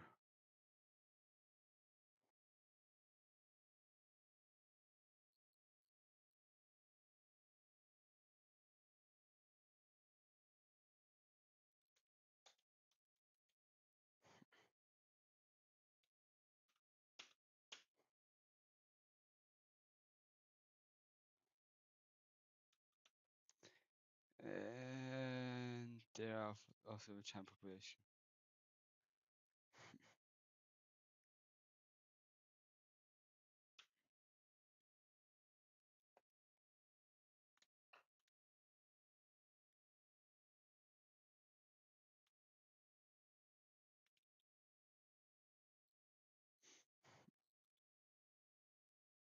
And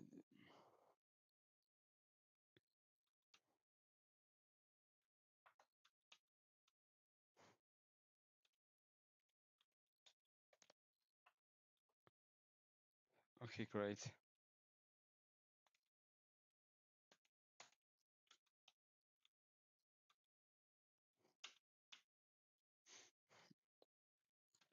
Um,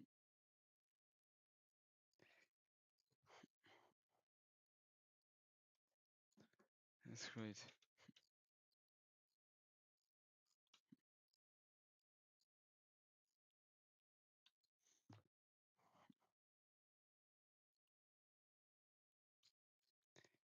Okay.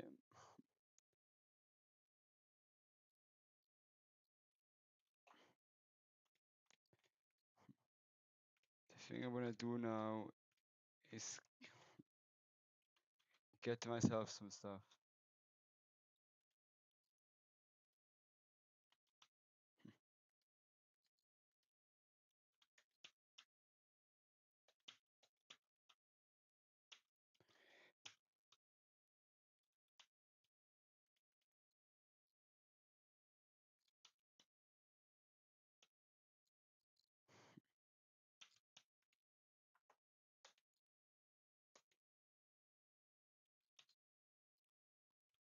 You know what?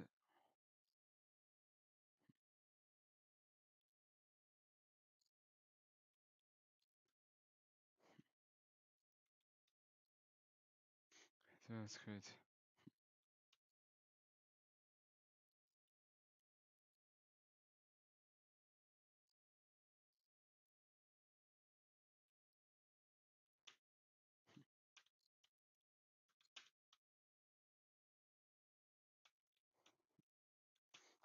That's great.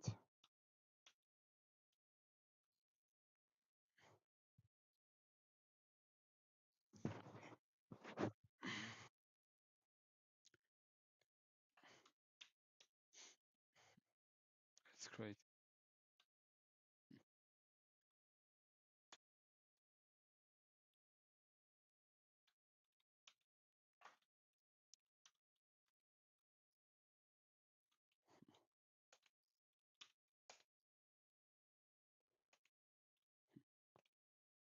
Don't go behind the villagers. Damn it.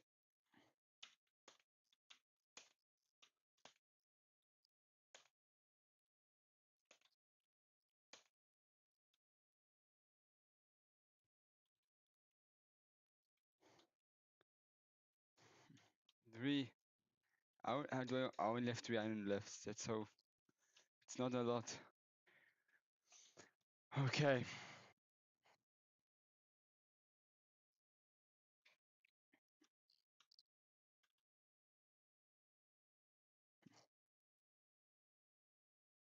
How does it look in my iron farm? Thing is, if I have enough iron, I can make so many more farms.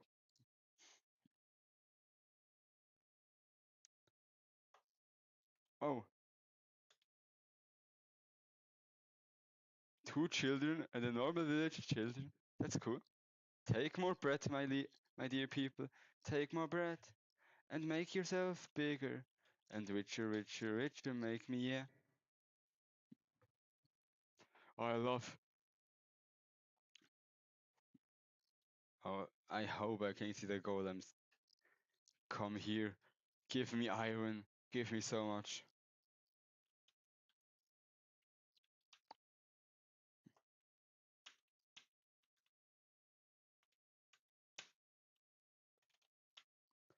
That's great.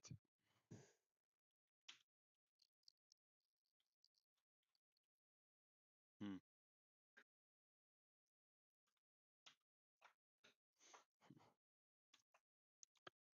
I'm gonna breed these animals, right? Probably what I should do.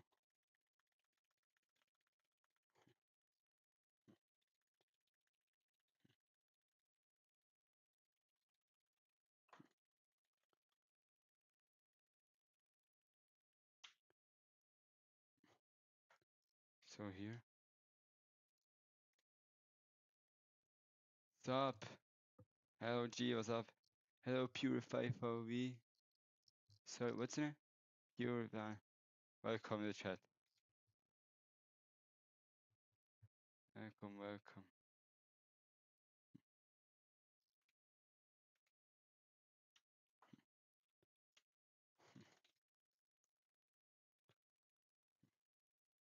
That's so great. I'm so fast with farming this. I should probably make automatic wheat farm too.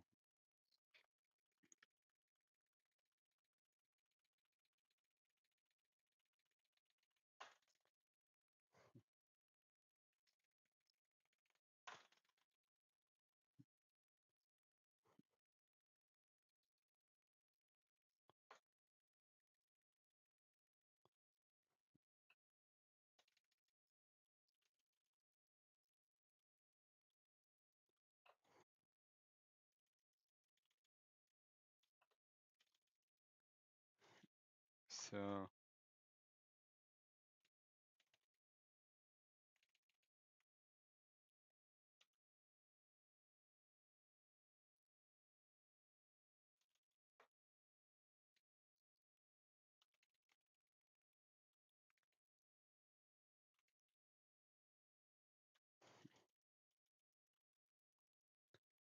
So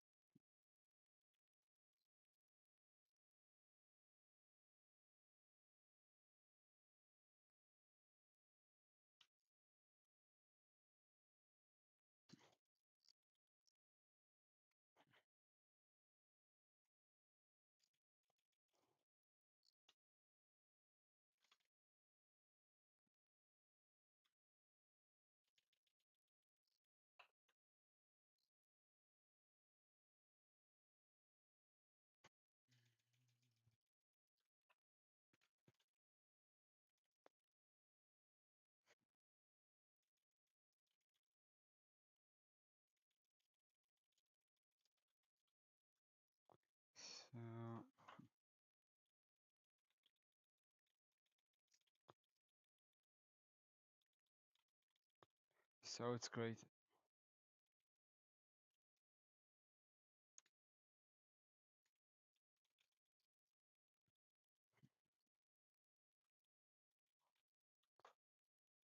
So now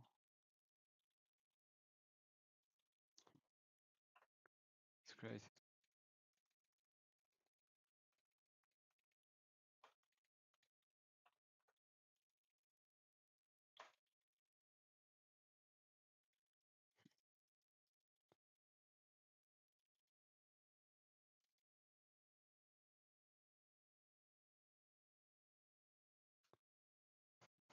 That's great.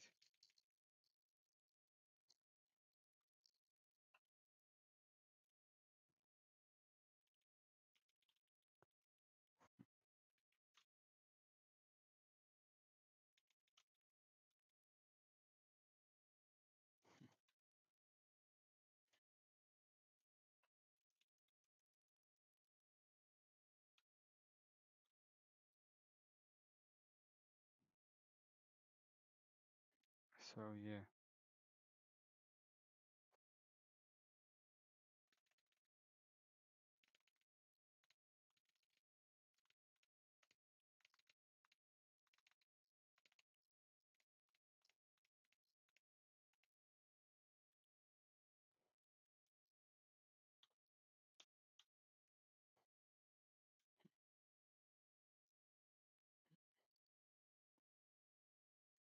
That's great.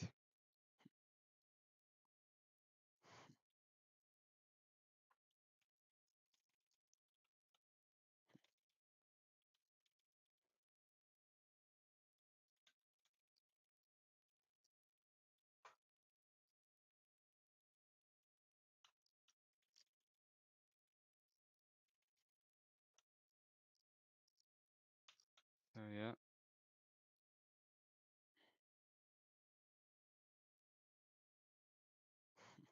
Oh, it's great.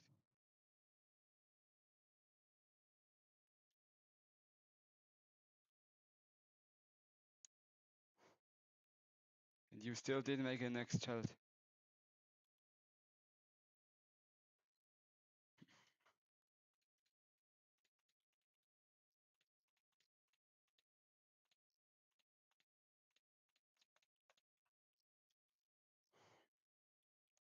Come on, come on.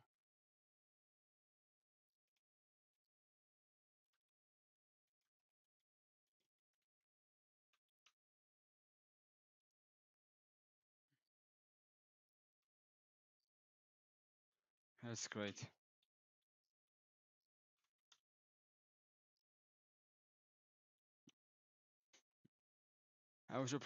I probably also should make a steak thing.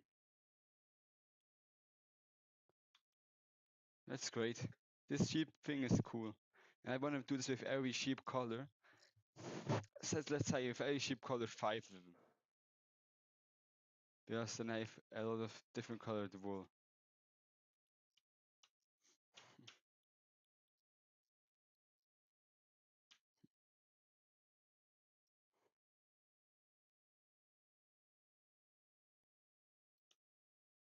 So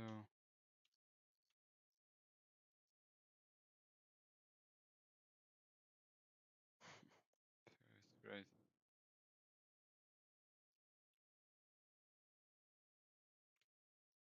Necessarily just as That's for great. democracy. That's great. That's We great. went to build China. And who's Hello, we? hello. Well, let's name the names. Purify G. Who was in the meeting? And there's a movie about some of these meetings were in China, and there's not a movie, but there's a movie called Mr. Deng Goes to Washington that took place in Washington D.C. So you can go watch the movie. I'm not making this up. Deng Xiaoping was the leader of China. He's our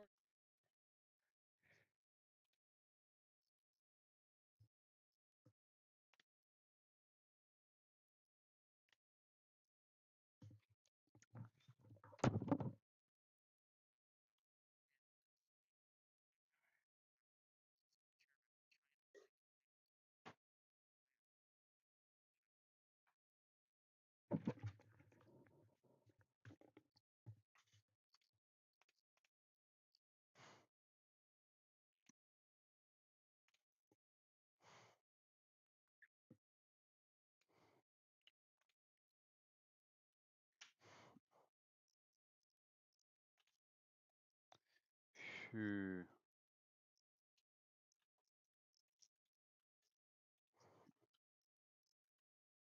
So.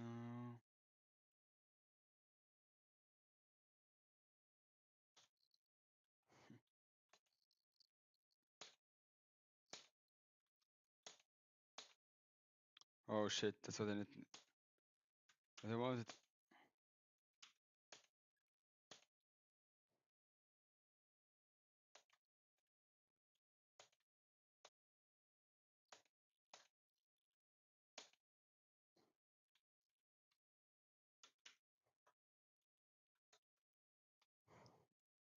So yeah. That's great.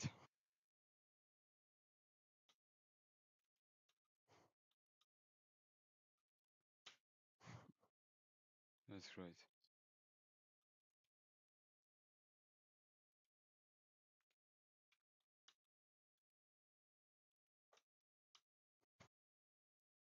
That's great.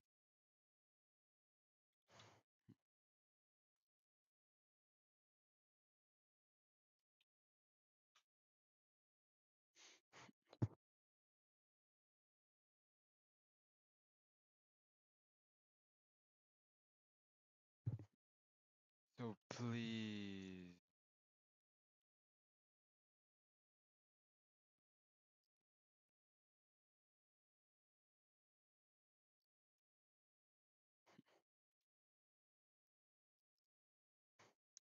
Oh, if now we have 5 H. It's very good.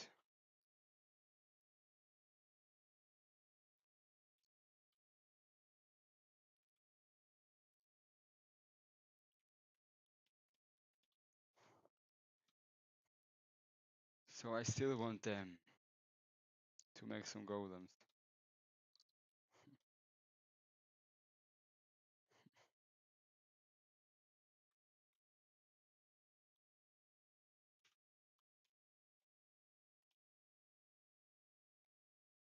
That's great. Hmm.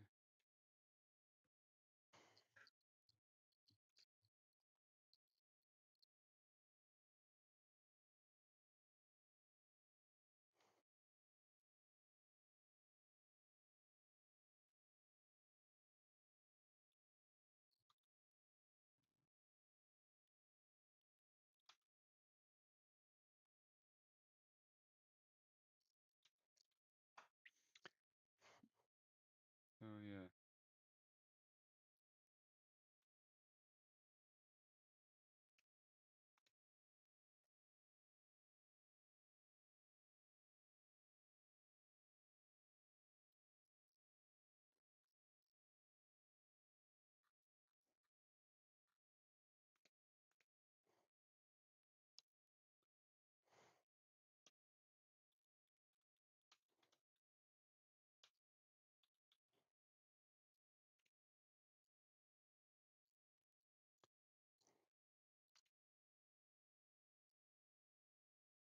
So let's go.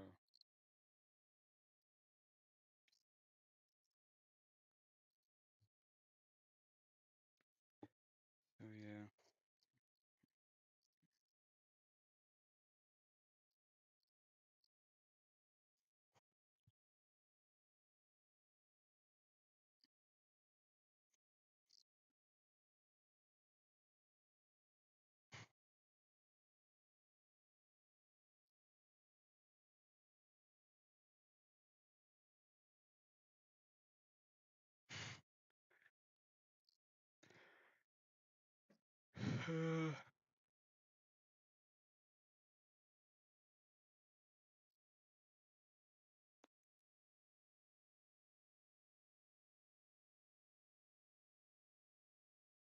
Great, great, great.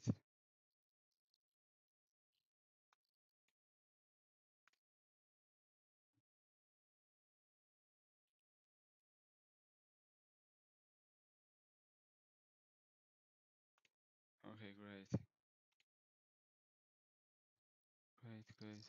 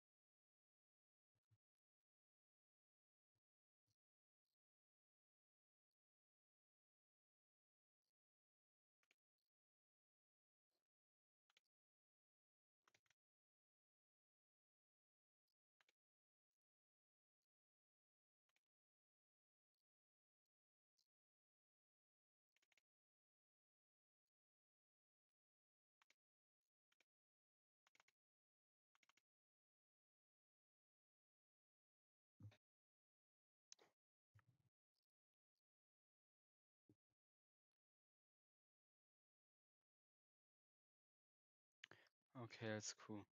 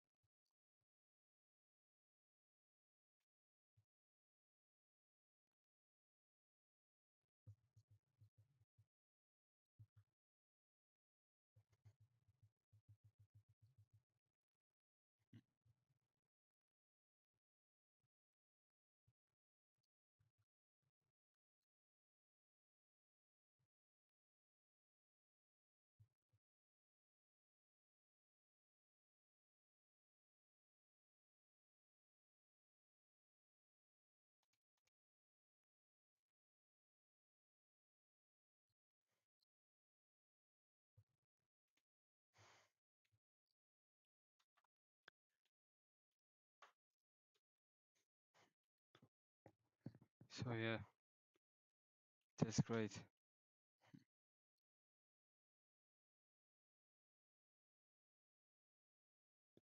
Now very interested if even one golem spawns.